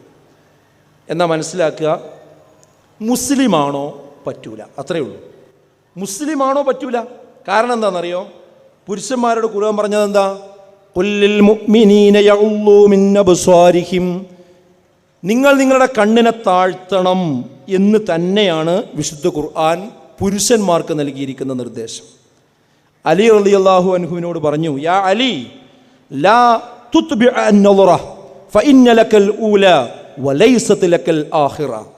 നീ ഒരിക്കലും ആവർത്തിച്ച് നോക്കാൻ പാടില്ല. ഒന്നാമത്തെ നോട്ടം നിനക്ക് അനുവദനീയമാണ്. കാരണം സ്വാഭാവികമായിട്ടും നമ്മൾ നോക്കിപ്പോകും. പിന്നെ അതൊരു പെണ്ണാണ് എന്ന് മനസ്സിലായി കഴിഞ്ഞാൽ അവനെ തുറപ്പിച്ച് നോക്കാൻ പാടില്ല. ഇത് അലി റളിയല്ലാഹു അൻഹുവിന് കൊടുത്ത നിർദ്ദേശം. സ്ത്രീകളോട് അല്ലാഹു പറഞ്ഞത് എന്താ? വഖുല്ലിൽ മുഅ്മിനാതി യഉദുന മിൻ അബ്സാരിഹിന്ന, ഏ സഹോദരിമാരെ, നിങ്ങൾ നിങ്ങളുടെ ദൃഷ്ടിയെ നിങ്ങൾ താഴ്ത്തണം, നിങ്ങളും ആ രീതിയിൽ നോക്കാൻ പാടില്ല എന്നാണ്. ഇഷ്ടം പോലെ സംഭവങ്ങൾ ഇതിൽ കാണാൻ നമുക്ക് കഴിയുന്ന കാര്യങ്ങളാണ്. അപ്പോൾ ദൃഷ്ടി താഴ്ത്തുന്നത് എന്തിനാന്ന് ചോദിച്ചാൽ, അല്ലെങ്കിൽ നോക്കിയാൽ എന്താന്ന് ചോദിക്കുന്ന ആളുകളോട്, എന്താ ഇപ്പോൾ ഒരു വാട്സപ്പിൽ വോയിസ് ഇട്ടാൽ കുഴപ്പമെന്ന് ചോദിക്കുന്നവരോട് നമുക്ക് പറയാനുള്ളൊരു വിഷയം എന്താണെന്ന് ചോദിച്ചാൽ, കുത്തിബ അലാ ഇബ്നി ആദം നസീബുഹു മിനസ്സിന മുദിരികുൻ ലാ മഹാല. ആദമിൻ്റെ സന്തതിയുടെ മേൽ വ്യഭിചാരത്തിൽ നിന്നുള്ള അവൻ്റെ ഓഹരി അള്ളാഹു നിശ്ചയിച്ചിരിക്കുന്നു. അതവൻ കരസ്ഥമാക്കുന്നവനാണ്, അതിൽ യാതൊരു അസംഭവ്യതയുമില്ല. ഫൽ ഐനാനി സിനാഹുമാ അൻ-നളർ, കണ്ണിൻ്റെ വ്യഭിചാരം നോട്ടമാണ്. വല്ലുദിനാനി സിനാഹുമാ അൽ-ഇസ്തിമാർ, കാതിൻ്റെ വ്യഭിചാരം അത്തരം കാര്യങ്ങൾ കേൾക്കലാണ്. വല്ലിസാനു സിനാഹു അൽ-കലാം, നാവ് കൊണ്ടുള്ള വ്യഭിചാരം അത്തരം പഞ്ചസാര വർത്തമാനങ്ങൾ പറയലാണ്. വൽയദു സിനാഹ അൽ-ബത്ഷ്, കൈയിൻ്റെ വ്യഭിചാരം പിടിക്കലാണ്. വൽരിജ്ലു സിനാഹ അൽ-ഖുത, കാലിൻ്റെ വ്യഭിചാരം അത്തരം പ്രവൃത്തികളിലേക്ക് നടന്നു പോകലാണ്. വൽ ഖൽബു യഹ്വാ വയതമന്ന, മനസ്സത് അഭിലഷിക്കുകയും ആഗ്രഹിക്കുകയും ചെയ്യുന്നു. വയുസദ്ദിഖു ദാലിക അൽ ഫർജു വയുകദ്ദിബുഹു, ഗുഹ്യസ്ഥാനം അത് സത്യപ്പെടുത്തുകയോ കളവാക്കുകയോ ചെയ്യുന്നു എന്നാണ് റസൂലുള്ളാഹി സ്വല്ലല്ലാഹു അലൈഹി വസല്ലം പറഞ്ഞത്. അപ്പോൾ വേണ്ടാത്തത് കാണുക, അതുപോലെ തന്നെ നഗ്നമേനികൾ കാണുക, കേൾക്കുക, ഇതൊക്കെ സുഹൃത്തുക്കളെ അള്ളാൻ്റെ റസൂൽ ഇതൊക്കെ വ്യഭിചാരത്തിൻ്റെ വകുപ്പിലാണ് പെടുത്തിയിരിക്കുന്നത്. വ്യഭിചരിക്കരുത് എന്ന് മാത്രമല്ല, അതിലേക്ക് അടുത്തു പോകരുത് എന്നാണ് വിശുദ്ധ ഖുർആൻ പറഞ്ഞത്. വലാ തഖറബു സിന ഇന്നഹു കാന ഫാഹിശതൻ വസാഅ സബീല. നിങ്ങൾ ഒരിക്കലും വ്യഭിചാരത്തോട് അടുത്തു പോകരുത്, അതിൻ്റെ വഴി മ്ലേച്ഛമാണ്, മോശമാകുന്നു എന്നാണ് വിശുദ്ധ ഖുർആൻ പറഞ്ഞത്. അതുകൊണ്ട് ഒരു മുസ്ലിമിന് ഒരിക്കലും ചെയ്യാൻ പാടില്ല അന്യപുരുഷനും അന്യ സ്ത്രീയും ഇടകലരുന്ന സ്വഭാവത്തിലേക്ക്, അതുപോലെ അങ്ങോട്ടും ഇങ്ങോട്ടും ആകർഷിപ്പിക്കുന്ന രീതിയിലേക്ക് പോകാൻ പാടില്ല എന്നാണ് ഇസ്ലാമിക അധ്യാപനം നമ്മളോട് പറയുന്നത്. ഇവിടെ ചേർത്ത് പറയപ്പോൾ ഒരു മെക്സവൻ എന്ന് പറഞ്ഞിട്ട് ഒരു എക്സർസൈസ് ഒരു വിവാദത്തിലാണ്. ആ എക്സർസൈസ് അതെന്തോ ഇവിടുത്തെ തീവ്രവാദികൾ കൊണ്ടുനടക്കുന്നതാണെന്ന് പറഞ്ഞ നരേറ്റീവോട് ഉണ്ടാക്കിയത് ശരിയല്ല. അത് അതിൻ്റെ ഭാഗമായിട്ടുണ്ടായതൊന്നല്ല. അത് മനുഷ്യന്മാർ എക്സർസൈസിന് വേണ്ടി കണ്ട് ഓരോ നാട്ടിലുണ്ടാക്കിയ സംവിധാനമാണ്. അതുകൊണ്ട് അങ്ങനെ ആരും അതിനെക്കുറിച്ച് പറയേണ്ടതില്ല. എന്നാൽ അതിൽ ചില സ്ഥലങ്ങളിൽ ആണും പെണ്ണും കൂടിക്കലർന്നുകൊണ്ട് അല്ലെങ്കിൽ ഒരേ ഗ്രൗണ്ടിൽ വെച്ചുകൊണ്ട് ആ എക്സർസൈസ് ചെയ്യുന്നു എന്നത് ഒരു പ്രശ്നമാണ്. അത് ഇസ്ലാമികമായി അംഗീകരിക്കാൻ കഴിയുന്ന കാര്യമല്ല. അതുകൊണ്ട് ഇവിടെ വന്ന ഓരോരുത്തരും ശ്രദ്ധിക്കുക, അത്തരം കാര്യങ്ങൾക്കൊക്കെ പോകുന്ന ആൾക്കാരുണ്ടെങ്കിൽ സ്ത്രീകൾക്ക് സ്ത്രീകൾ നൽകുന്ന എക്സർസൈസ് ഒരു പ്രത്യേക മറയൊക്കെ കിട്ടി അവർ വേറെ ചെയ്യണമെങ്കിൽ ചെയ്തോട്ടെ. പുരുഷന്മാർ കാണേ അത് ചെയ്യാൻ ഒരു മുസ്ലിമിന് പാടില്ല, അത്രയേ ഉള്ളൂ. അത് നമ്മുടെ മതം അനുശാസിക്കുന്നത് അങ്ങനെയാണ്. എന്താ അങ്ങനെ ചെയ്താൽ എന്താ പ്രശ്നം? എന്താ ഇപ്പോൾ ഒരാണും പെണ്ണും ഒന്ന് ഒറ്റക്കായ പ്രശ്നം? എന്താ ഒന്ന് സംസാരിച്ചാൽ കുഴപ്പം? എന്താ ഒന്ന് മിങ്കിളായ പ്രശ്നം? എന്താ പ്രശ്നം എന്ന് ഞാൻ പറയണ്ടല്ലോ. സ്ത്രീകളുടെ സുരക്ഷ എന്ന് പറഞ്ഞിട്ട് ഇവിടെ കുറേ സിദ്ധാന്തങ്ങൾ കൊണ്ടുവന്നു. ആ സിദ്ധാന്തങ്ങളിൽ ഒരു വലിയ സിദ്ധാന്തമാണ് എന്ത്? സ്ത്രീകൾക്ക് സുരക്ഷിതത്വം കിട്ടണമെങ്കിൽ അവരെങ്ങനെ കെട്ടിപ്പൊതിഞ്ഞ് കൊണ്ടുനടക്കാൻ പാടില്ല, ഒക്കെ തുറന്നിട്ടാൽ മതി. ഇതാ സിദ്ധാന്തം. അവർക്ക് രാത്രി എവിടെയും യാത്ര ചെയ്യാൻ പറ്റണം, എഴുതി പോകാൻ പറ്റണം, അതുപോലെ തന്നെ ആണുങ്ങളും പെണ്ണുങ്ങളും ഒക്കെ ആയിട്ട് മിങ്കിൾ ചെയ്ത് ജീവിക്കാൻ പറ്റണം. അങ്ങനത്തെ ഒരു അവസ്ഥ വന്നാലേ ഇതൊക്കെ നേരാവുള്ളൂ എന്ന് പറഞ്ഞിട്ട് ഉണ്ടാക്കിയ ലോകത്തിൻ്റെ പേരാണ് സിനിമാ ലോകം, അല്ലേ? സിനിമയിലാട്ടും പാട്ടും പരിപാടികൾ കണ്ടിട്ടില്ലേ? ഒരു നിയന്ത്രണം അവിടെ ആണിനും പെണ്ണിനും ഇല്ലല്ലോ. എന്ത് എന്നിട്ട് കേരളത്തിൽ സംഭവിച്ചത് നിങ്ങൾ പറയും? ഹേമ കമ്മിറ്റി റിപ്പോർട്ട് എന്നൊരു സാധനം എത്ര കാലമായി നമ്മൾ ചർച്ച ചെയ്യാൻ തുടങ്ങിയിട്ട്? എന്താണ് ആ റിപ്പോർട്ട്? ഏകദേശം ഒരു മാസ കാലഘട്ടം കേരളത്തിൻ്റെ തെരുവോരങ്ങളിൽ ചർച്ചയായതെന്താ? പത്രങ്ങളിൽ ചർച്ചയായതെന്താ? ചാനലുകളിൽ രാത്രി ചർച്ചയായതെന്താ? ഓരോ സിനിമാ നടിമാരും രംഗത്ത് വന്നുകൊണ്ട് ഇതാ ഇന്നയാൾ പീഡിപ്പിച്ചിരിക്കുന്നു, എനിക്ക് സ്വൈരം തന്നിട്ടില്ല, ഇത്ര കാലമായി ഞാൻ പ്രയാസപ്പെടുകയാണ് എന്ന് ഒരാളല്ല, ഒരു മാലപ്പടക്കത്തിന് തീ കൊടുത്തതുപോലെ എത്രയെത്ര സ്ത്രീകളാണ് പൊതുമധ്യത്തിൽ വന്നുകൊണ്ട് വിളിച്ചു പറഞ്ഞത്, പേരുകൾ വിളിച്ചു പറഞ്ഞത്, ഹേമ കമ്മിറ്റിയുടെ റിപ്പോർട്ടിന് മുമ്പിൽ പോയി പറഞ്ഞത്. അപ്പോൾ ഒരു കേരളത്തിൽ അറിയപ്പെടുന്ന ഒരു നടി, ഒരുപാട് പുരസ്കാരങ്ങളൊക്കെ ലഭിച്ച ഒരു നടി പത്രക്കാരോട് വന്നിട്ട് പറഞ്ഞൊരു വാക്കുണ്ട്. എന്താ പറഞ്ഞതെന്നറിയോ?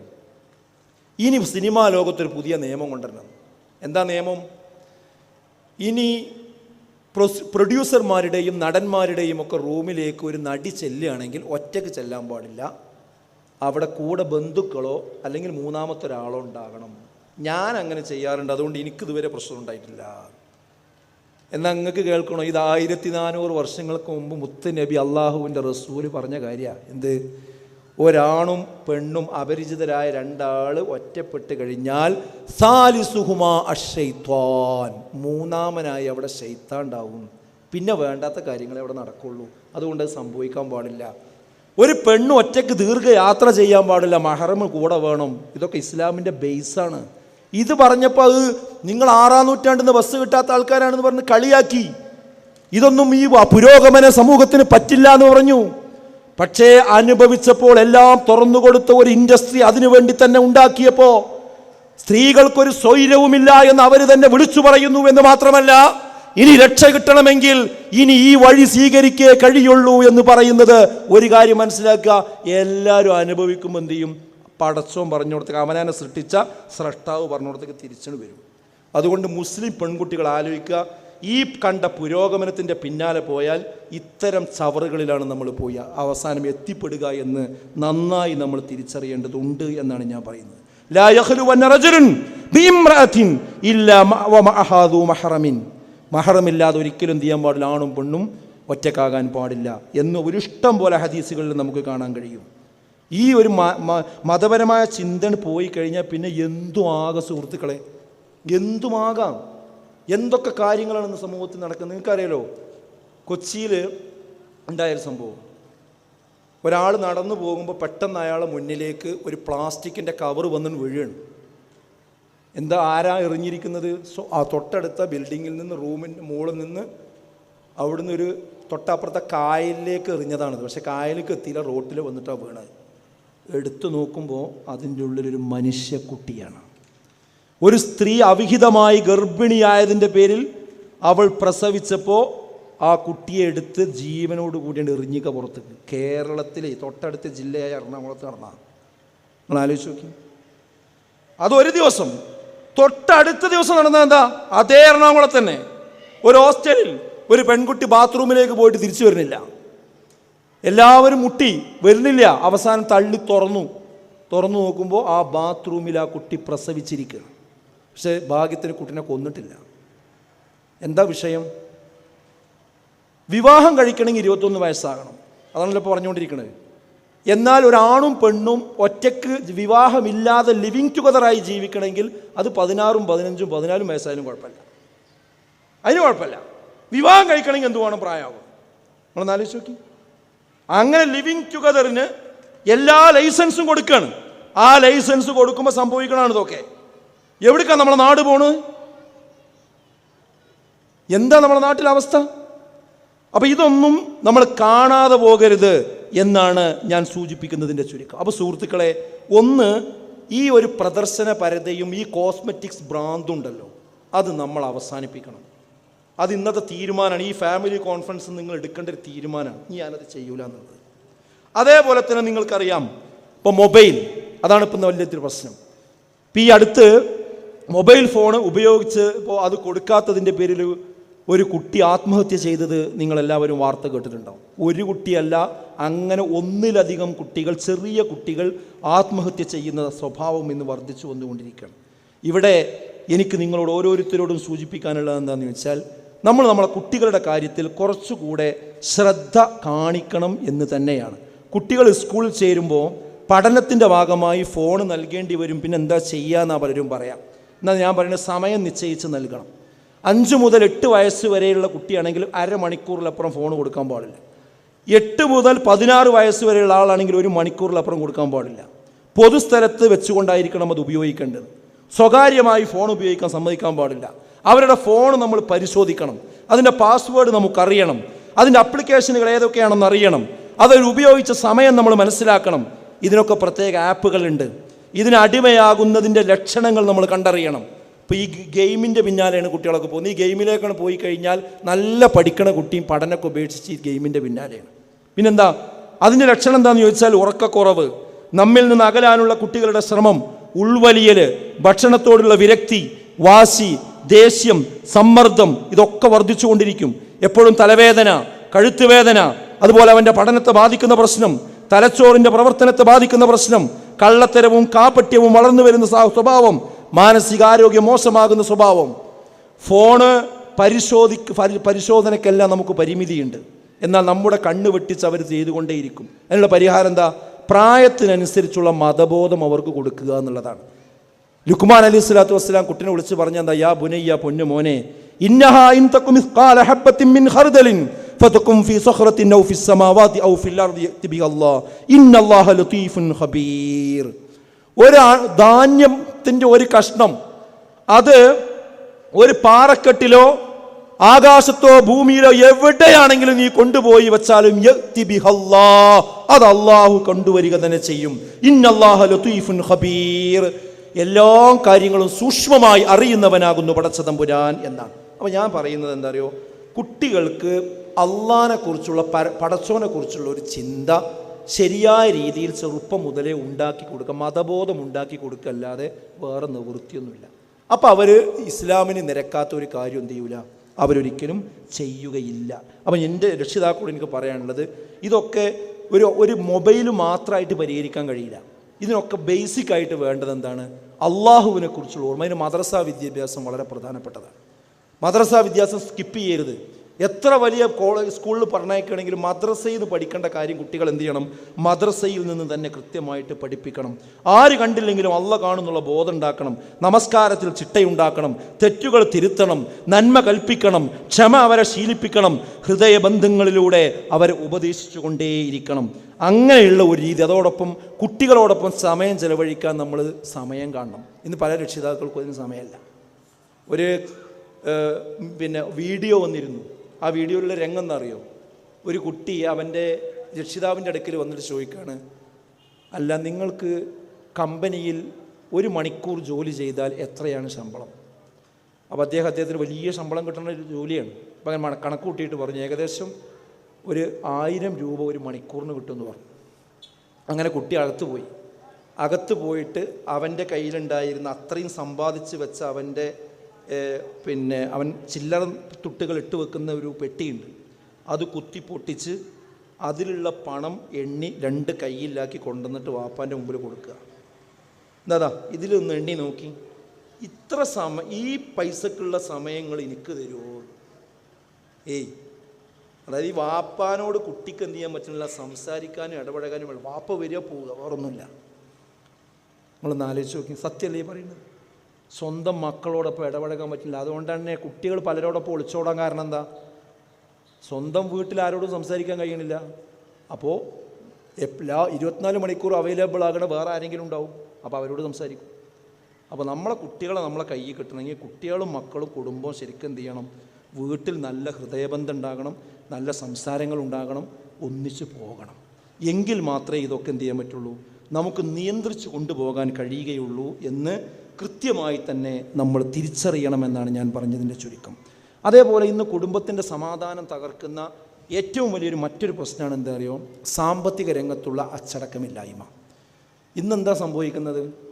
അധ്വാനിക്കാതെ സമ്പത്തുണ്ടാക്കാൻ വല്ല മാർഗമുണ്ടോ എന്നാണ് എല്ലാവരും ഗവേഷണം ചെയ്തുകൊണ്ടിരിക്കുന്നത്. അതായത് ഓൺലൈൻ ഇഷ്ടം പോലെ തട്ടിപ്പാണ് വന്നുകൊണ്ടിരിക്കുന്നത്. ഒരാളേക്കൊന്ന് എൻ്റെ കയ്യിൽ 10 ലക്ഷം ഉണ്ടാവും, 10 ലക്ഷം കൊണ്ടാണ്. 10 ലക്ഷം തന്നാൽ മാസം എന്ത് ചെയ്യും? നിനക്ക് 5000 രൂപ അല്ലെങ്കിൽ 10000 രൂപ അല്ലെങ്കിൽ 25000 രൂപ നിനക്ക് കിട്ടുന്ന ബിസിനസ്സിൻ്റെ അടുത്തുണ്ട്. എന്നിട്ട് അത് പറഞ്ഞിട്ട് എന്ത് ചെയ്യും? അവൻ്റെയൊക്കെ 10, 15, 25 ലക്ഷം വാങ്ങും. എന്നിട്ട് കൃത്യമായിട്ട് എന്ത് ചെയ്യും? 25,000 രൂപ മാസം അങ്ങനെ അയച്ചോളൂ. അപ്പോൾ ഇവന് വിശ്വാസമായി, ഓ ശരിയാട്ടോ, പറഞ്ഞത് ശരിയാണ്. അപ്പോൾ ഇവൻ്റെ കെയർ ഓഫിൽ എന്ത് ചെയ്യും? കോടിക്കണക്കിന് ഷെയറുകൾ ഇവനുണ്ടാക്കി കൊടുക്കും. കാരണം എന്താ? ഞാനൊരു ഇൻവെസ്റ്റ് ചെയ്തിട്ടുണ്ട് 25 ലക്ഷം. ആ 25 ലക്ഷം കൊടുത്തിട്ട് എനിക്കിപ്പോൾ 6 മാസമായിട്ട് മുടങ്ങാതെ 25,000 രൂപ കിട്ടിക്കൊണ്ടിരിക്കണം. അങ്ങനെ ഉണ്ടോ? ഏതാണത്? ഇതാ. അപ്പോൾ ഇവൻ കെയർ ഓഫിൽ കുറേ കിട്ടും, അവരൊക്കെ കെയർ ഓഫിൽ വേറെയും കിട്ടും, അവർക്കൊക്കെ കിട്ടും ഈ കാശ്. അങ്ങനെ 25 ലക്ഷം വാങ്ങിയ ആളെത്തുനിന്ന് ഒരു 10 ലക്ഷം ഓരോ മാസങ്ങളായിട്ട് 25,000 രൂപ വെച്ച് കണ്ടാണ് കൊടുക്കും. പിന്നെ ബാക്കി 15 അതുകൊണ്ടാണ് മുമ്പ്. പിന്നെ ഒരു വിവരമല്ല, പിന്നെ വിളിച്ചാൽ ഫോൺ എടുക്കണില്ല, പിന്നെ അന്വേഷിച്ച ആളറിയണില്ല. അപ്പോൾ ചോദിക്കുമ്പോൾ എന്താ പറയുക? അല്ല, അത് ആ കമ്പനി പൊട്ടി.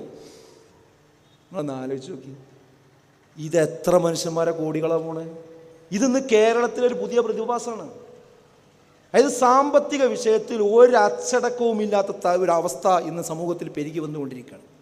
ഇത് നിയന്ത്രിച്ചിട്ടില്ലെങ്കിൽ വലിയ ബുദ്ധിമുട്ടുകൾക്ക് നമ്മൾ കാരണമാകും. ഓർത്തു വെക്കുക, ഇന്നമാ അംവാലുക്കും വഔലാദുക്കും ഫിത്ന, നിശ്ചയമായും നിങ്ങളുടെ സ്വത്തും മക്കളും എന്ന് പറയുന്നത് അത് ഫിത്നയാണ്. അത് മിതമായി കൈകാര്യം ചെയ്യണം. സമ്പത്തിനോടുള്ള കാഴ്ചപ്പാടിൽ ഖുർആൻ പറഞ്ഞത് എന്താ? വല്ലദീന ഇദാ അൻഫഖൂ ലം യുസ്രിഫൂ വലം യഖ്തുറൂ വകാന ബൈന ദാലിക ഖവാമാ. വിശ്വാസികളെ പറ്റി പറയണം, അവര് ഒരിക്കലും തന്നെ ആർഭാടം കാണിക്കൂല, ഇസ്രാഫ് കാണിക്കൂല, ധാരാളിത്വം കാണിക്കൂല, എന്നാൽ അവർ പിശുക്കി പിടിക്കുകയുമില്ല. ഒരു ഉദാഹരണം പറഞ്ഞാൽ, പക്ഷിയെ പിടിക്കുന്നത് പോലെയാണ് പണം കൈകാര്യം ചെയ്യാൻ. ഒരു പക്ഷിക്കുഞ്ഞിനെ നമ്മൾ ഇങ്ങനെ തുറന്നു വെച്ചാൽ പക്ഷി പറന്നു പോകും. അതിനെ പിടിച്ച് അമർത്തി പിടിച്ചാലോ അത് ചത്തും പോകും. അത് രണ്ടും അല്ലാത്തൊരവസ്ഥയിലാണ് ഇതിനെ പിടിക്കേണ്ടത്, ഇല്ലേ? ഇതേപോലെയാണ് പണം കൈകാര്യം ചെയ്യേണ്ടത്. അവിടെ ധാരാളിത്വം കാണിക്കാൻ പാടില്ല, എന്നാൽ ആർക്കും കൊടുക്കാതെ മുറുക്കി പിടിക്കാനും പാടില്ല. ഇതാ ഇസ്ലാമിൻ്റെ കാഴ്ചപ്പാട്. പക്ഷെ ഇന്ന് സംഭവിക്കണത് എന്താ? കടം വാങ്ങാൻ ആൾക്കാർക്ക് വല്ല ബേജാറുണ്ടോ? എന്തെങ്കിലും ചെറിയൊരു കാര്യത്തിന് വേണ്ടി വേഗം ആധാരം കൊണ്ടുപോയി കണ്ട് പണയം വെക്കാനായിരിക്കും പ്രശ്നമുണ്ടോ? കുടുംബത്തിൻ്റെ ഏറ്റവും വലിയ പ്രശ്നമാണത്. കുടുംബങ്ങൾ കൂട്ടാത്മഹത്യകൾ കേരളത്തിൽ നടക്കാൻ കാരണം എന്താ? ഇഷ്ടം പോലെ ഇത് എല്ലാ സാധനവും ബാങ്കിൽ കൊണ്ടുപോയി വെച്ച് ജപ്തി വന്ന് നോട്ടീസ് വന്ന് അവസാനം കൂട്ടക്കൊലപാതകം. സ്നേഹം കൊണ്ടാ ചെയ്യണതേ. അതായത് ഈ കുടുംബനാഥൻ കൊണ്ട് ആലോചിക്കണത് ഇത് എന്നെ കൊണ്ട് ഏതായാലും അടക്കാൻ കഴിയില്ല. അപ്പം ഞാൻ മരിച്ചാൽ ഇതിൻ്റെ ഉത്തരവാദിത്തം ആർക്കായി? ഭാര്യക്കായി. അപ്പോൾ ഭാര്യ അതുകൊണ്ടാകും സ്വീപ്പാവും. അപ്പോൾ ഭാര്യ മരിച്ചാലോ കുട്ടികൾക്കായി. അപ്പോൾ കുട്ടികൾ ഇതിൻ്റെ ഭാരം ഏൽക്കേണ്ടി വരും. എന്നാൽ എല്ലാവർക്കും വിഷം കൊടുക്കുക. ഇതല്ലേ ഇപ്പോൾ കേരളത്തിൽ നടക്കുന്നത്? ഒരു സംഭവമാണോ അത്? എത്ര സംഭവം നടക്കുന്നുണ്ട്. എന്താ നമ്മൾ കണ്ണു തുറക്കാത്തത്? എന്തിനാ ഫാമിലി കോൺഫറൻസ്? ഈ സമുദായത്തിലെങ്കിലും കൃത്യമായ കണിശമായ നിയമ സംവിധാനങ്ങളുള്ള നിർദ്ദേശങ്ങളുള്ള ഈ സമുദായത്തിലുള്ള അംഗങ്ങൾ എങ്കിലും ഇതിന്റെ സത്യാവസ്ഥ പഠിക്കണം. ഇതിന്റെ മതപരമായ കാര്യങ്ങൾ മനസ്സിലാക്കി മുന്നോട്ട് പോകണം എന്നതുകൊണ്ട് തന്നെയാണ്. അതുകൊണ്ട് വരവും ചെലവും ഒരിക്കലും ഹറാമിന്റെ വഴിയിലാകരുത്. കാരണം പരലോകത്ത് 4 കാര്യങ്ങൾ ചോദിക്കാതെ കാലടിയാണ് മുന്നോട്ട് വെക്കാൻ കഴിയില്ല. അതിലൊരു ചോദ്യം എന്താ അറിയോ? മിൻ ഐന ഇക്തസബഹു വഫീമ അൻഫഖഹു. നീ എങ്ങനെയാണ് സ്വത്ത് സമ്പാദിച്ചത്, അതെങ്ങനെയാണ് ചെലവഴിച്ചത് എന്ന് ചോദിക്കും. ഉമ്മമാരോടുണ്ടല്ലോ ഈ ഹദീസ് നിങ്ങൾ എഴുതി വെച്ചോ ഹൃദയത്തിൽ. എന്താ?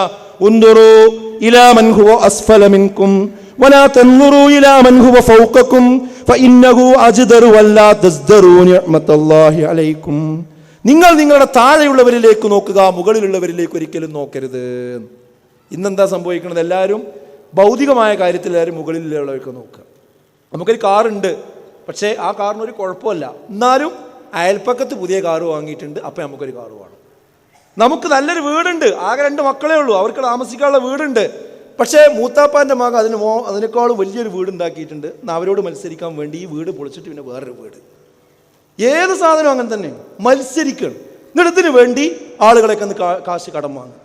നേരത്തെ പറഞ്ഞ ആർഭാട വിവാഹങ്ങൾ നടത്താൻ പോലും ആളുകൾ ആധാരം കൊണ്ടുപോയി ആധാരം പണയം വെച്ച് ആ കാശ് കൊണ്ട് വിവാഹം നടത്തുന്ന ആൾക്കാരുണ്ട്. കടക്കാരന് മാനാഭിമാനം നേടാൻ വേണ്ടി ചെയ്യുന്ന കാര്യങ്ങൾ. എന്നാൽ നിങ്ങൾ ഓർത്തു വെച്ചോളൂ, ഈ കടം എന്ന് പറയുന്നത് അതീവ ഗൗരവമുള്ള ഒരു വിഷയമാകുന്നു ഇസ്ലാമിൽ എന്ന് നിങ്ങൾ മനസ്സിലാക്കണം. അല്ലാഹുവിന്റെ റസൂല് ഒരിക്കൽ മയ്യത്ത് നിസ്കരിക്കാൻ വേണ്ടി വന്നു. എന്നിട്ട് ചോദിച്ചു, ഈ മയ്യത്തിന് കടമുണ്ടോ എന്ന് ചോദിച്ചു. അപ്പോൾ ഒരാൾ പറഞ്ഞു കടമുണ്ട് എന്ന് പറഞ്ഞു. എന്നാൽ കടമുണ്ടെങ്കിൽ എന്ന് പറഞ്ഞ് റസൂൽ തുടർന്ന് മാറി നിന്നു, നിസ്കരിച്ചില്ല. അപ്പോൾ ഒരാൾ പറഞ്ഞു, പ്രവാചകരെ ആ കടം ഞാൻ ഏറ്റെടുത്തു, ഞാൻ വീട്ടിക്കോളാം എന്ന് പറഞ്ഞു. അത് പറഞ്ഞതിന് ശേഷമാണ് റസൂൽ നിസ്കരിച്ചത്. അതുകൊണ്ടാണ് നമ്മളിപ്പോൾ മയ്യത്ത് കൊണ്ടുവന്ന് വെച്ചിട്ട് കടമുണ്ടോ എന്നൊക്കെ ചോദിക്കുന്നത്. മനസ്സിലാവുണ്ടോ? എന്നിട്ട് കേൾക്കണം നിങ്ങൾക്ക്. പിന്നെ ഈ മനുഷ്യനെ കാണുമ്പോൾ ഒക്കെ റസൂൽ ചോദിക്കും, എന്ത് ഈ ആ കടം വീട്ടി ചോദിക്കും. ഇല്ല എന്ന് പറയും, ഉടനെ വീട്ടണം എന്ന് പറയും. അങ്ങനെ കുറേ ദിവസം കഴിഞ്ഞ ശേഷം ചോദിച്ചപ്പോൾ പറഞ്ഞു, അൽഹംദുലില്ലാ ഞാൻ ആ കടം വീട്ടി എന്ന് പറഞ്ഞു. അപ്പോൾ റസൂലുള്ള പറഞ്ഞു, ഇപ്പോഴാണ് ആ മനുഷ്യൻ്റെ തൊലി തണുത്തത്, ഇതുവരെ കത്തിയിരുന്നു. അത്ര ഗുരുതരമുള്ള വിഷയമാണ് ഈ കടം വാങ്ങിയിട്ട് അത് കൊടുക്കാക്കുന്നത്. ആയത്തു ദൈൻ, ഏറ്റവും വലിയ ആയത്ത് ഖുർആനിലെ ആയത്ത് കടവുമായി ബന്ധപ്പെട്ട ആയത്താണ്. ഇപ്പം എന്താ സംഭവം? കടം വാങ്ങുമ്പോൾ പൂച്ചയാവും, കടം വാങ്ങിയ നരിയാണ് ആൾക്കാർ അല്ലേ? എടാ എനിക്കിങ്ങനെ അർജൻറ്റ് ഉണ്ട്, ഒരു 50,000 റുപ്യാണെന്ന് പറയും. ഞാൻ അടുത്ത മാസമാണ് തരാം, അങ്ങനെ വാങ്ങിയിട്ട് പോകും. പിന്നെ അടുത്ത മാസമല്ല, ഒരു കൊല്ലം കഴിഞ്ഞിട്ടുമില്ല. പിന്നെ ഇവൻ കുടുങ്ങിയിട്ട് അവസാനം ഇന്നാൾ വാങ്ങിയ 50,000 ഒന്ന് കൊണ്ടുപോയാൽ പ്രയാസത്തിലാണ്. എന്താ എനിക്കെന്നെ വിശ്വാസമല്ലേ, ഞാനത് തരൂലേ? അപ്പം ഇങ്ങനെ സ്വഭാവം മാറും. എന്താ അപ്പോൾ ഇതൊക്കെ അവസ്ഥ? അപ്പോൾ സുഹൃത്തുക്കളെ, ഇതിലൊക്കെ ഒരു അച്ചടക്കം വേണം. അതുകൊണ്ട് നമ്മളെ വീട്ടിൽ കൊക്കിലൊതുങ്ങുന്നത് കൊത്ത്. ഇപ്പം നമ്മളെ കുട്ടികളുടെ വിദ്യാഭ്യാസം ഭയങ്കര വലിയ സ്ഥാപനങ്ങളിൽ കൊണ്ടുപോയി പഠിപ്പിക്കും. ഞാൻ പഠിപ്പിക്കേണ്ടെന്ന് പറയില്ല, പക്ഷെ നമ്മളെ കയ്യിലുള്ള കാശ് കൊണ്ടേ അതൊക്കെ ചെയ്യേണ്ടുള്ളൂ. നമ്മളെ കയ്യിലുള്ള കാശ് കൊണ്ടേ വീട് വെക്കേണ്ടുള്ളൂ. നമ്മുടെ കയ്യിലുള്ള കാശ് കൊണ്ടേ വാഹനം വാങ്ങേണ്ടുള്ളൂ. അതിൻ്റെ അപ്പുറത്തേക്ക് നമ്മൾ പോയി ഈ മാറാപ്പുമായിട്ട്, ഈ ഹറാമുമായിട്ട്, ഈ പലിശൻ്റെ ഭാണ്ഡക്കെട്ടുമായി നമ്മൾ നമ്മുടെ ഖബറിലേക്ക് പോയാൽ അതിൻ്റെ ബുദ്ധിമുട്ട് നമ്മൾ മാത്രം അനുഭവിക്കേണ്ടാവുള്ളൂ. അതുകൊണ്ട് തിരിഞ്ഞു നടക്കണം ഈ വിഷയങ്ങളിലെല്ലാം എന്നാണ് ഞാൻ സൂചിപ്പിക്കുന്നതിന് ചുരുക്കം. ഇതേപോലെ തന്നെ ലഹരി, അത് കുറച്ചായാലും കുഴപ്പമൊന്നുമില്ല എന്നാണ് ഓർത്തു വെക്കുക. കുറച്ചായാലും അത് ഹറാമാണ് എന്നാണ് ഇസ്ലാമിൻ്റെ കാഴ്ചപ്പാട്. അതുപോലെ തന്നെ വിവാഹം വേണ്ട എന്നുള്ള നിലപാട് അത് പെൺകുട്ടികൾ തിരുത്തണം, അത് ഒഴിവാക്കണം. സമയമായാൽ വിവാഹം കഴിക്കാൻ നമ്മൾ തയ്യാറാകണം. ഒരു കരിയർ ഭ്രാന്ത് ഇന്ന് വർദ്ധിച്ചു വന്നുകൊണ്ടിരിക്കുകയാണ്, അത് പാടില്ല. പിന്നെ കുട്ടികൾ വിവാഹം കഴിക്കാതിരിക്കാൻ വേറൊരു കാരണം എന്താ അറിയോ? അത് നമ്മളെ ഉമ്മമാരും ഉപ്പമാരും ഒന്ന് ശ്രദ്ധിക്കണ്ട. അതായത് നമ്മളൊന്ന് മാതൃകയായി ജീവിക്കാത്ത പ്രശ്നം കൂടിയും ഇപ്പോഴത്തെ തലമുറ വിവാഹം കഴിക്കാതിരിക്കാൻ ഒരു കാരണമാകുന്നുണ്ട്. കാരണം ചില വീടുകളിൽ എപ്പോഴും വാപ്പയും ഉമ്മയും തമ്മിൽ തർക്കം, എപ്പോഴും അടിയും അതുപോലെ അനാവശ്യങ്ങൾ വിളിച്ചു പറയലും കേസും കുണ്ടാമണ്ടിയും കുഴപ്പമായിട്ട് നടക്കുക, എപ്പോഴും ഉമ്മ കരഞ്ഞുകൊണ്ടിരിക്കുക. അപ്പോൾ ഇത് കാണുന്ന ഒരു പെൺകുട്ടി എന്ത് തീരുമാനിക്കും? ഇങ്ങനെയാണ് വിവാഹ ജീവിതം എങ്കിലും ഞാൻ കല്യാണം കഴിക്കണില്ല എന്ന് പറയും. അപ്പോൾ അതിൻ്റെ കുറ്റക്കാരാരാ? അത് മാതാപിതാക്കൾ തന്നെയാണ്. അതുകൊണ്ട് ഈ ഫാമിലി കോൺഫറൻസിൽ വന്ന ആൾക്കാർ ശ്രദ്ധിക്കുക, ഒരിക്കലും പുരുഷന്മാരോട് ഞാൻ പറയുന്നു, നമ്മുടെ ഭാര്യമാരെ ഒരിക്കലും നിങ്ങൾ മർദ്ദിക്കരുത്, അവരുടെ മുഖത്തടിക്കരുത്, അവരെ അപമാനിക്കരുത്. ഖിയാറുക്കും ഖിയാറുക്കും ലിനിസായിഹിം, നിങ്ങൾ ഏറ്റവും ഉത്തമൻ ആരാണെന്നോ, നിങ്ങളിൽ ഏറ്റവും ഉത്തമൻ നിങ്ങളുടെ ഭാര്യമാരോട് നല്ല നിലക്ക് പെരുമാറുന്നവനാണ് എന്നാണ്. അല്ലാതെ നാട്ടിലൊക്കെ വെള്ളക്കുപ്പായിട്ട് വളരെ ഉഷാറായി ഭയങ്കര ജനകീയനായി ഇങ്ങനെ നടക്കുക, സ്വന്തം വീട്ടിലേക്കാണ് കയറി ചെന്ന സ്വഭാവം വേറെ അങ്ങോട്ട് മാറുക, ആ രീതി ഒരു കാരണവശാലും പാടില്ല. ചില സഹോദരിമാരൊക്കെ അത് പറയലുണ്ട്. സംഗതി നിങ്ങളാ ഈ ആ ആൾ പറഞ്ഞത് നിങ്ങൾ ആൾക്കാരൊക്കെ തന്നെയായിരിക്കും, അല്ലെങ്കിൽ വലിയ നാട്ടിലത്തെ വലിയ ആൾ തന്നെ ആയിരിക്കും, പക്ഷേ എന്നോടുള്ള പെരുമാറ്റം മഹാമോശമാണ്. എന്തിനധികം വീട്ടിൽ ചെന്ന് കോളിംഗ് ബെൽ അടിച്ചിട്ട് അതൊന്ന് സമയത്ത് വന്ന് തുറന്നു കൊടുത്തിട്ടില്ലെങ്കിൽ എവിടെ പോയി കിടക്കുന്നു, അപ്പം ഇങ്ങനെ സ്വഭാവം കിട്ടും മാറും. ഒരു ഭക്ഷണ സമയത്ത് കിട്ടിയില്ലെങ്കിൽ സ്വഭാവം കിട്ടും മാറും. എന്നാൽ ഈ ഉമ്മ, ഈ ഭാര്യ, ഈ സഹോദരി അവരനുഭവിക്കുന്ന പ്രശ്നം എന്താണെന്ന് ചോദിക്കാൻ പലപ്പോഴും രക്ഷിതാക്കൾ ഭർത്താക്കന്മാർ തയ്യാറാകാറില്ല. അവരന്ന് രാവിലെ മുതൽ വൈകുന്നേരം വരെ അനുഭവിച്ച പ്രശ്നം, സ്ത്രീകളാകുമ്പോൾ അവർക്ക് വരുന്ന ശാരീരിക പ്രശ്നങ്ങൾ, അവരുടെ പീരിയഡിൻ്റെ സമയത്ത് വരുന്ന മാനസിക സംഘർഷങ്ങൾ, അങ്ങനെ എന്തൊക്കെ ബുദ്ധിമുട്ടി ഈ സഹോദരിമാർ അനുഭവിച്ചുകൊണ്ടിരിക്കുന്നുണ്ട്. ഇതൊന്നും മനസ്സിലാക്കാതെ എനിക്ക് ഇന്ന കാര്യം നടന്നാൽ മതി എന്ന രൂപത്തിൽ പെരുമാറാൻ പാടില്ല. അതൊരിക്കലും വിശ്വാസിക്ക് അനുകൂലമായ കാര്യമല്ല. അവരെ ഒരിക്കലും നമ്മുടെ കൈ കൊണ്ട് ഒരു സ്ത്രീയെ നമ്മൾ അടിക്കാൻ പാടില്ല. നമ്മൾ ശ്രദ്ധിക്കേണ്ട കാര്യം, നമ്മുടെ നിലപാട് കൊണ്ട് ഒരു പെണ്ണിൻ്റെ കണ്ണുനീര് പോലും ഒരു വീടുകളിൽ വീഴാൻ പാടില്ല സുഹൃത്തുക്കളെ. അതുപോലെ തന്നെ സഹോദരിമാർ ശ്രദ്ധിക്കേണ്ടതാണെന്ത്, ഭർത്താക്കന്മാർ അവർ ദീനിന് എതിരല്ലാത്ത കാര്യം പറഞ്ഞാൽ അതനുസരിക്കാൻ നമ്മൾ തയ്യാറാകണം. ചില സഹോദരിമാരിൽ ആ പ്രശ്നമുണ്ട്. എന്താ, വിളിച്ചാൽ കുറേ നേരം കേൾക്കാത്ത മാതിരി നിൽക്കും, പിന്നെയും വിളിച്ചാൽ പറയും ഇതാ വരുന്നു അല്ലേ? അങ്ങനെയല്ല. ഒരു ഭർത്താവ് വിളിച്ചാൽ റസൂലുള്ളാഹി പറഞ്ഞാൽ പാലടുപ്പത്തുണ്ടെങ്കിൽ പോലും എന്ത് ചെയ്യണം, ഭർത്താവ് വിളിച്ചു കൊടുത്തില്ലെന്നാണ്, ഭർത്താവിനനുസരിക്കണം എന്നാണ്. ഇസ്ലാമിക വിരുദ്ധമായ കാര്യം പറഞ്ഞ് അനുസരിക്കണ്ട, അല്ലാത്ത കാര്യം അനുസരിക്കണം. ഒരു ഭർത്താവിനെ അനുസരിക്കുന്നതിൽ തന്നെയാണ് ഒരു സ്ത്രീയുടെ സുരക്ഷ എന്ന് പറയുന്നത്, സമാധാനം എന്ന് പറയുന്നത്. പിന്നെ ഒരിക്കലും നമ്മുടെ ചാരിത്ര വിശുദ്ധി നമ്മൾ കളഞ്ഞു കുടിക്കരുത്. നമ്മുടെ വിരിപ്പിൽ നമ്മുടെ ഭർത്താവിന് പകരം ഒരാളെ വരാൻ ഒരു കാരണവശാലും സംഭവിക്കാൻ പാടില്ല. അതുപോലെ നേരെ തിരിച്ചു. ഇതിലാണ് ഇന്ന് കുടുംബങ്ങളിലൊക്കെ പ്രശ്നം ഉണ്ടായിക്കൊണ്ടിരിക്കുന്നത്. ഈ ലൈംഗിക സദാചാര മേഖല, അവിഹിത ബന്ധങ്ങൾ. ഈ അടുത്തൊരു അധ്യാപിക പറഞ്ഞൊരു അനുഭവം എന്താണെന്നറിയോ? ഒരു സ്ത്രീ സ്കൂളിലേക്ക് കയറി വന്നിരിക്കുകയാണ്, എൻ്റെ മകൻ ഇവിടെ 7ാം ക്ലാസ് പഠിക്കുന്നുണ്ട്, ഓനെന്ന് കാണണമെന്ന് പറഞ്ഞു. അപ്പോൾ അവർ ഏതാ കുട്ടീനെ ചോദിച്ചു, പേര് പറഞ്ഞു, ഉമ്മയല്ലേ വന്നത്. അപ്പോൾ അവനെ വിളിച്ചിട്ട് പറഞ്ഞു, എൻ്റെ ഉമ്മ എന്നെ കാണാൻ വന്നിട്ടുണ്ട്, എൻ്റെ ഉമ്മ ഉപ്പയുണ്ട് അവിടെയാണ്. ഒരാളും പെണ്ണോ വന്നിരിക്കുന്നത്. അപ്പോൾ ഈ കുട്ടി പറഞ്ഞു, എൻ്റെ ഉമ്മേ. ആ നിൻ്റെ ഉമ്മ എവിടെ? അപ്പോൾ ബരാന്തിക്ക് ഇങ്ങനെ ഇറങ്ങിയിട്ട് ചൂണ്ടി കാണിച്ചു കൊടുത്തതാ ആ മരത്തിൻ്റെ വീട്ടിൽ നിൽക്കണം. ഈ കുട്ടിൻ്റെ സ്വഭാവം കൊണ്ട് മാറിയെന്നാണ് പറയുന്നത്. നല്ല പഠിക്കണ കുട്ടിയാണ്, പക്ഷെ അതുവരെ ഇല്ലാത്തൊരു സ്വഭാവം എടുത്തിട്ട് അവൻ പറയണത് അവരോടെയും നേരെ പോയി പണിയാക്കാൻ പറയും. ഈ സ്കൂളിൻ്റെ കോമ്പൗണ്ടിലേക്ക് അന്വേഷിച്ചുകൊണ്ട് വരണ്ടെന്ന് പറയുന്നു, എനിക്ക് അവരെ കാണണ്ട.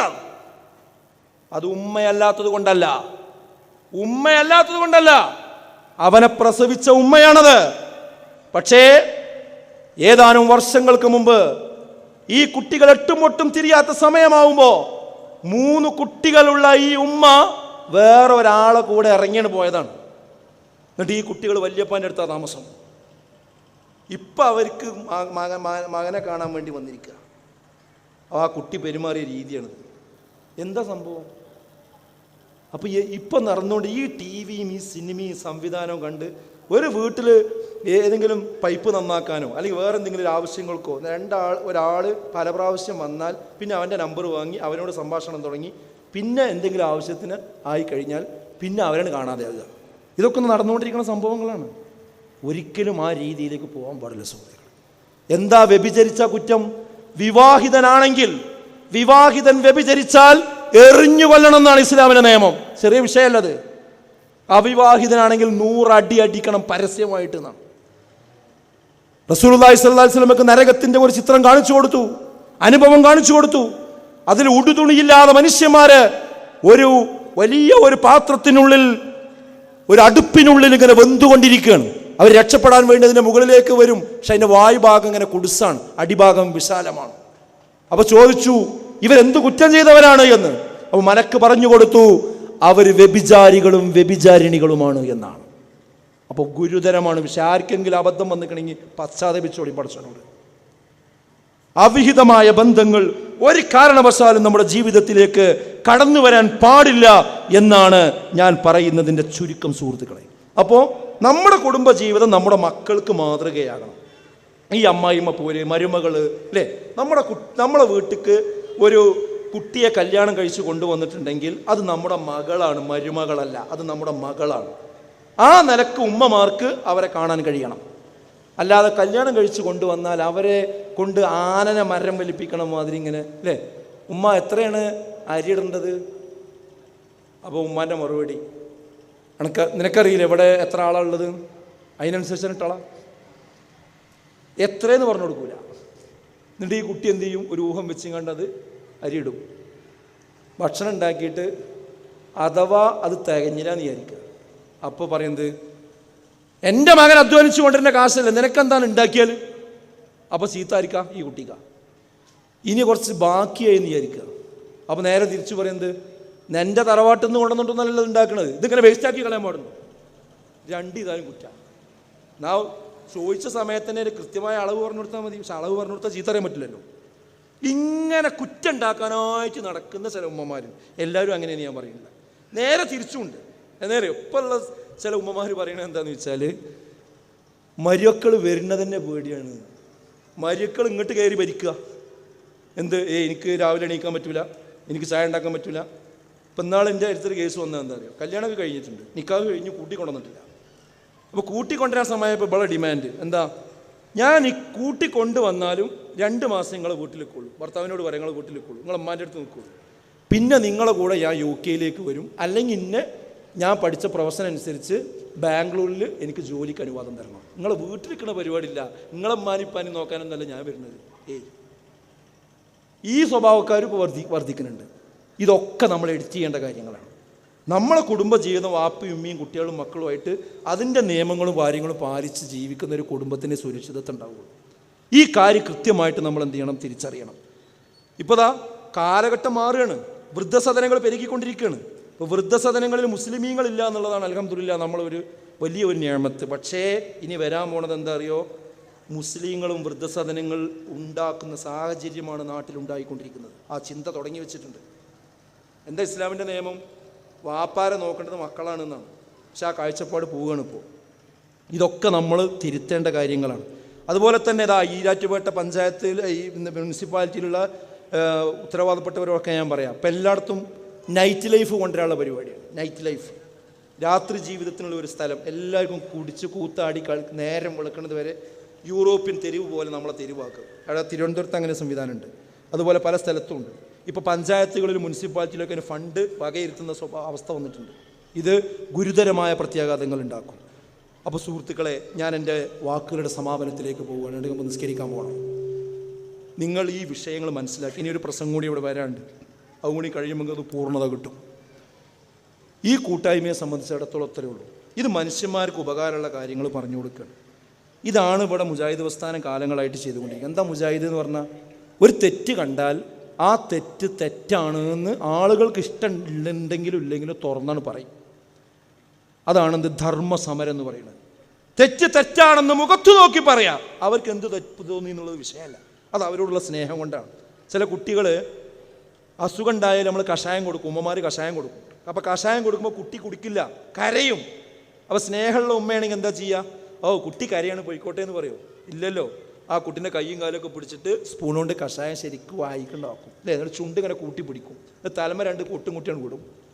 കുറച്ച് കഴിഞ്ഞാൽ ആ കുട്ടിക്ക് അസുഖം ഇങ്ങനെ ഫ്രീ ആവും, പനിയൊക്കെ ഇങ്ങനെ പോവും. അപ്പോഴാണ് ആ കുട്ടിക്ക് മനസ്സിലാകുന്നത് പിന്നെ മരുന്നായിരുന്നു. ഇതേപോലെ ഈ കാര്യങ്ങളൊക്കെ പറയുമ്പോൾ ചില ആളുകൾക്ക് കുറച്ച് വിഷമം ഉണ്ടാവും. പക്ഷേ ഇത് നിങ്ങൾ ഉൾക്കൊണ്ടാൽ ഇതിൻ്റെ സമാധാനം ഗുണവും നമുക്കുണ്ടാകും. അതുകൊണ്ട് തുറന്ന് കാര്യം പറയുന്നത് കൊണ്ടാണ് ഈ പ്രസ്ഥാനത്തിന് മുജാഹിദ് പ്രസ്ഥാനം എന്ന പേര് വരാനുള്ള കാരണം. അതേപോലെ തന്നെ ഇവിടെ പ്രസംഗം കഴിഞ്ഞാൽ ചില ആൾക്കാർ പറയും, ഒരു കൂട്ടർ പറയുമ്പോൾ അതാണ് ശരി തോന്നും, വേറൊരു കൂട്ടർ പറയുമ്പോൾ അതാണ് ശരി തോന്നും. ഞങ്ങൾ ഈ സാധാരണക്കാരെന്താ കാട്ടണമെന്ന് ഞാൻ പറഞ്ഞുതരാം. ഒരായത്ത് ഓതിയിട്ട് ഒരാൾ അർത്ഥം പറഞ്ഞാൽ അതിമൊക്കെ തർക്കം വന്നാൽ ഒരു മാനദണ്ഡങ്ങൾ സ്വീകരിച്ചാൽ മതി. ഇത് മുൻഗാമികൾ ഇതിനിങ്ങനെ അർത്ഥം പറഞ്ഞിക്കണോ എന്ന് നോക്കിയാൽ മതി. അള്ളാഹിൻ്റെ റസൂൽ ഇതിനെന്താണ് വിശദീകരിച്ചു കൊടുത്തത്? അബൂബക്കർ റളിയല്ലാഹു എന്താ എടുത്തത്? ഉസ്മാൻ റളിയല്ലാഹു എങ്ങനെ സ്വീകരിച്ചത്? അതേപോലെ നമ്മൾ സ്വീകരിച്ചാൽ മതി. അതിന് പിൽക്കാലത്ത് പുതിയ ആശയം ആരെങ്കിലും കൊണ്ടുവന്നിട്ടുണ്ടെങ്കിൽ അത് പുത്തൻവാദമാണ്, തള്ളിക്കളയണം. ക്ലിയർ അല്ലേ? അതിനാണ് മുൻഗാമികളുടെ മാർഗം അനുസരിച്ച് കൊണ്ടായിരിക്കണം ഖുർആൻ സുന്നത്ത് കൊടുക്കേണ്ടത്. മുൻഗാമികൾ എന്നുള്ളതിന് എന്താ അറബി പറയാം? സലഫുകളുടെ എന്നാണ് പറയാം. മുൻഗാമികളുടെ മാർഗം സ്വീകരിക്കുക എന്ന് പറഞ്ഞാൽ എന്താ? മാർഗം എന്നുള്ളതിന് മൻഹജ് എന്നാണ് പറയാം. അപ്പോൾ മൻഹജു സലഫ് അനുസരിച്ച് കൊണ്ടായിരിക്കണം ഖുർആനും സുന്നത്തും വ്യാഖ്യാനിക്കേണ്ടത്. അതുകൊണ്ടാണ് ഈ പ്രസ്ഥാനത്തിന് സലഫി പ്രസ്ഥാനം എന്ന് പേര് വരാനുള്ള കാരണം, സലഫി മസ്ജിദ് എന്ന് പേരിടാൻ കാരണം, സലഫി മദ്രസ എന്ന് പേരിടാനുള്ള കാരണം. അതുപോലെ തന്നെ ഇവിടെ ബിദ്അത്തുകളുണ്ട്, ശിർക്കുകളുണ്ട്, ഖുറാഫാത്തുകളുണ്ട്, തെറ്റുകളുണ്ട്, തിന്മകളുണ്ട്. അതൊക്കെ ഒഴിവാക്കിയിട്ട് മതത്തെ നന്നാക്കിയെടുക്കുന്ന പണി. നന്നാക്കുക എന്നുള്ളതിന് എന്താ അറബി പറയാം? ഇസ്ലാഹു എന്നാ പറയാം. നന്നാക്കണീന് അല്ലദീന യുസ്ലിഹൂന മാ അഫ്സദന്നാസു മിൻ ബഅദി മിൻ സുന്നതി. ആ നന്നാക്കുന്ന വിഭാഗം. അതുകൊണ്ടാണ് ഇതിന് ഇസ്ലാഹി പ്രസ്ഥാനം എന്ന് പേര് വരാനുള്ള കാരണം. പിന്നെ ഏതൊരു കാര്യം പറയുമ്പോൾ നമ്മളെ ബുദ്ധി യുക്തി വെച്ചിട്ടല്ല അത് വ്യാഖ്യാനിക്കുക, മറിച്ച് ഖുർആനും സുന്നത്തും മുന്നിൽ വെച്ചുകൊണ്ടായിരിക്കണം ആൾക്കാരെ ക്ഷണിക്കേണ്ടത്. ഉദൂ ഇലാ സബീലി റബ്ബിക ബിൽ ഹിക്മതി വൽ മൗഇദത്തിൽ ഹസന. നിങ്ങൾ ഹിക്മത്തോടു കൂടിയായിരിക്കണം. അഥവാ ഹിക്മത്ത് എന്ന് പറഞ്ഞാൽ എന്താ? വിജ്ഞാനം, അറിവ്, യുക്തി എന്നാണ്. അതിന് ഇംഗ്ലീഷിൽ എന്താ പറയാ? വിസ്ഡം എന്നാണ് പറയാം. വിസ്ഡം എന്നാണ് പറയാം. അതുകൊണ്ടാണ് ഈ പ്രസ്ഥാനത്തിന് വിസ്ഡം ഇസ്ലാമിക് ഓർഗനൈസേഷൻ എന്ന് പേരിടാനുള്ള കാരണം. അതിന് അറബിയാണ് ജംഇയ്യത്തുൽ ഹിക്മ എന്ന് പറയുന്നത്. അപ്പോൾ മുജാഹിദ് പ്രസ്ഥാനം എന്ന് പറഞ്ഞാലും സലഫി പ്രസ്ഥാനം എന്ന് പറഞ്ഞാലും ഇസ്ലാഹി പ്രസ്ഥാനം എന്ന് പറഞ്ഞാലും ജംഇയ്യത്തുൽ ഹിക്മ എന്ന് പറഞ്ഞാലും വിസ്ഡം ഇസ്ലാമിക് ഓർഗനൈസേഷൻ എന്ന് പറഞ്ഞാലും എല്ലാം അർത്ഥമാക്കുന്നത് ഒരേ ആശയം തന്നെയാണ്. 100 കൊല്ലമായി ഈ കേരളക്കരയിൽ അന്ധവിശ്വാസത്തിനെതിരെ, അനാചാരങ്ങൾക്കെതിരെ കൃത്യമായ പടയോട്ടം നടത്തിക്കൊണ്ടിരിക്കുന്ന ഒരു പ്രസ്ഥാനം. മുഹമ്മദ് അബ്ദുറഹ്മാൻ സാഹിബിൻ്റെ, EK മൗലവിയുടെ, KM സീതി സാഹിബിൻ്റെ അങ്ങനെയുള്ള മുൻഗാമികളായ സ്വാതന്ത്ര്യ സമര സേനാനികൾ വെട്ടിത്തെളിയിച്ച ഒരു പ്രസ്ഥാനത്തിൻ്റെ രാജപാതയിലൂടെയാണ് വിസ്ഡം ഇസ്ലാമിക് ഓർഗനൈസേഷൻ ഇന്ന് പ്രവർത്തിച്ചുകൊണ്ട് മക്കൾക്കും കുട്ടികൾക്കും ഇസ്ലാമികമായ മര്യാദ അനുസരിച്ച് ജീവിക്കാനുള്ള ഒരു പ്ലാറ്റ്ഫോം മാത്രമാണിത്. ആ പ്ലാറ്റ്ഫോമിനോടൊപ്പം സഞ്ചരിച്ചാൽ ഈ അഴുക്കുകളിൽ നിന്നൊക്കെ നമുക്ക് രക്ഷപ്പെട്ട് മുന്നോട്ട് പോകാം. വിസ്ഡത്തിൻ്റെ വഴി എന്ന് പറയുന്നത് അത് പോരാടുന്നത് ഷിർക്കിനെതിരെയാണ്, ബിദ്അത്തുകൾക്കെതിരെയാണ്, മതനിരാസത്തിനെതിരെയാണ്, ലിബറലിസത്തിനെതിരെയാണ്, ഹദീസ് നിഷേധത്തിനെതിരെയാണ്, പ്രമാണത്തെ പരിഹസിക്കുന്നതിനെതിരെയാണ്, ആത്മീയ ചൂഷണങ്ങൾക്കെതിരെയാണ്, മന്ത്രവാദത്തിനെതിരെയാണ്, കൂടോത്രത്തിനെതിരെയാണ്, കള്ളക്കറാമത്തുകൾക്കെതിരെയാണ്, ലഹരിക്കെതിരെയാണ്, പലിശക്കെതിരെയാണ്, വ്യഭിചാരത്തിനെതിരെയാണ്, സകലവിധ അഴിഞ്ഞാട്ടങ്ങൾക്കും എതിരെയാണ് ഇതിൻ്റെ പ്രവർത്തനം. അതിനോടൊപ്പം നിങ്ങൾ ചേർന്ന് നിൽക്കണമെന്ന് മാത്രം ഓർമ്മപ്പെടുത്തുന്നു. ഈ പ്രോഗ്രാമിൽ പ്രസംഗിക്കേണ്ടിയിരുന്ന ഒരാളാണ് നമ്മുടെ ഹാരിസ് ബിൻ സലീം. അദ്ദേഹം അസുഖബാധിതനാണ്, നിങ്ങൾക്കറിയാം. നിങ്ങളുടെ എല്ലാവരുടെയും അകമഴിഞ്ഞ പ്രാർത്ഥന അദ്ദേഹത്തിന് വേണ്ടി ഉണ്ടാകണം. അള്ളാഹു അദ്ദേഹത്തിൻ്റെ എല്ലാവിധ പ്രയാസങ്ങളും നീക്കി കൊടുക്കുമാറാകട്ടെ, സമ്പൂർണ്ണമായ ശമനം നൽകി അനുഗ്രഹിക്കുമാറാകട്ടെ. ഈ ഒരു പ്രോഗ്രാം സ്വാലിഹായ അമലായി അള്ളാഹു നമ്മളിൽ നിന്ന് സ്വീകരിക്കുമാറാകട്ടെ. ഞാൻ അവസാനിപ്പിക്കുന്നു. അസ്സലാമു അലൈക്കും വറഹ്മത്തുള്ളാഹി വബറകാതുഹു.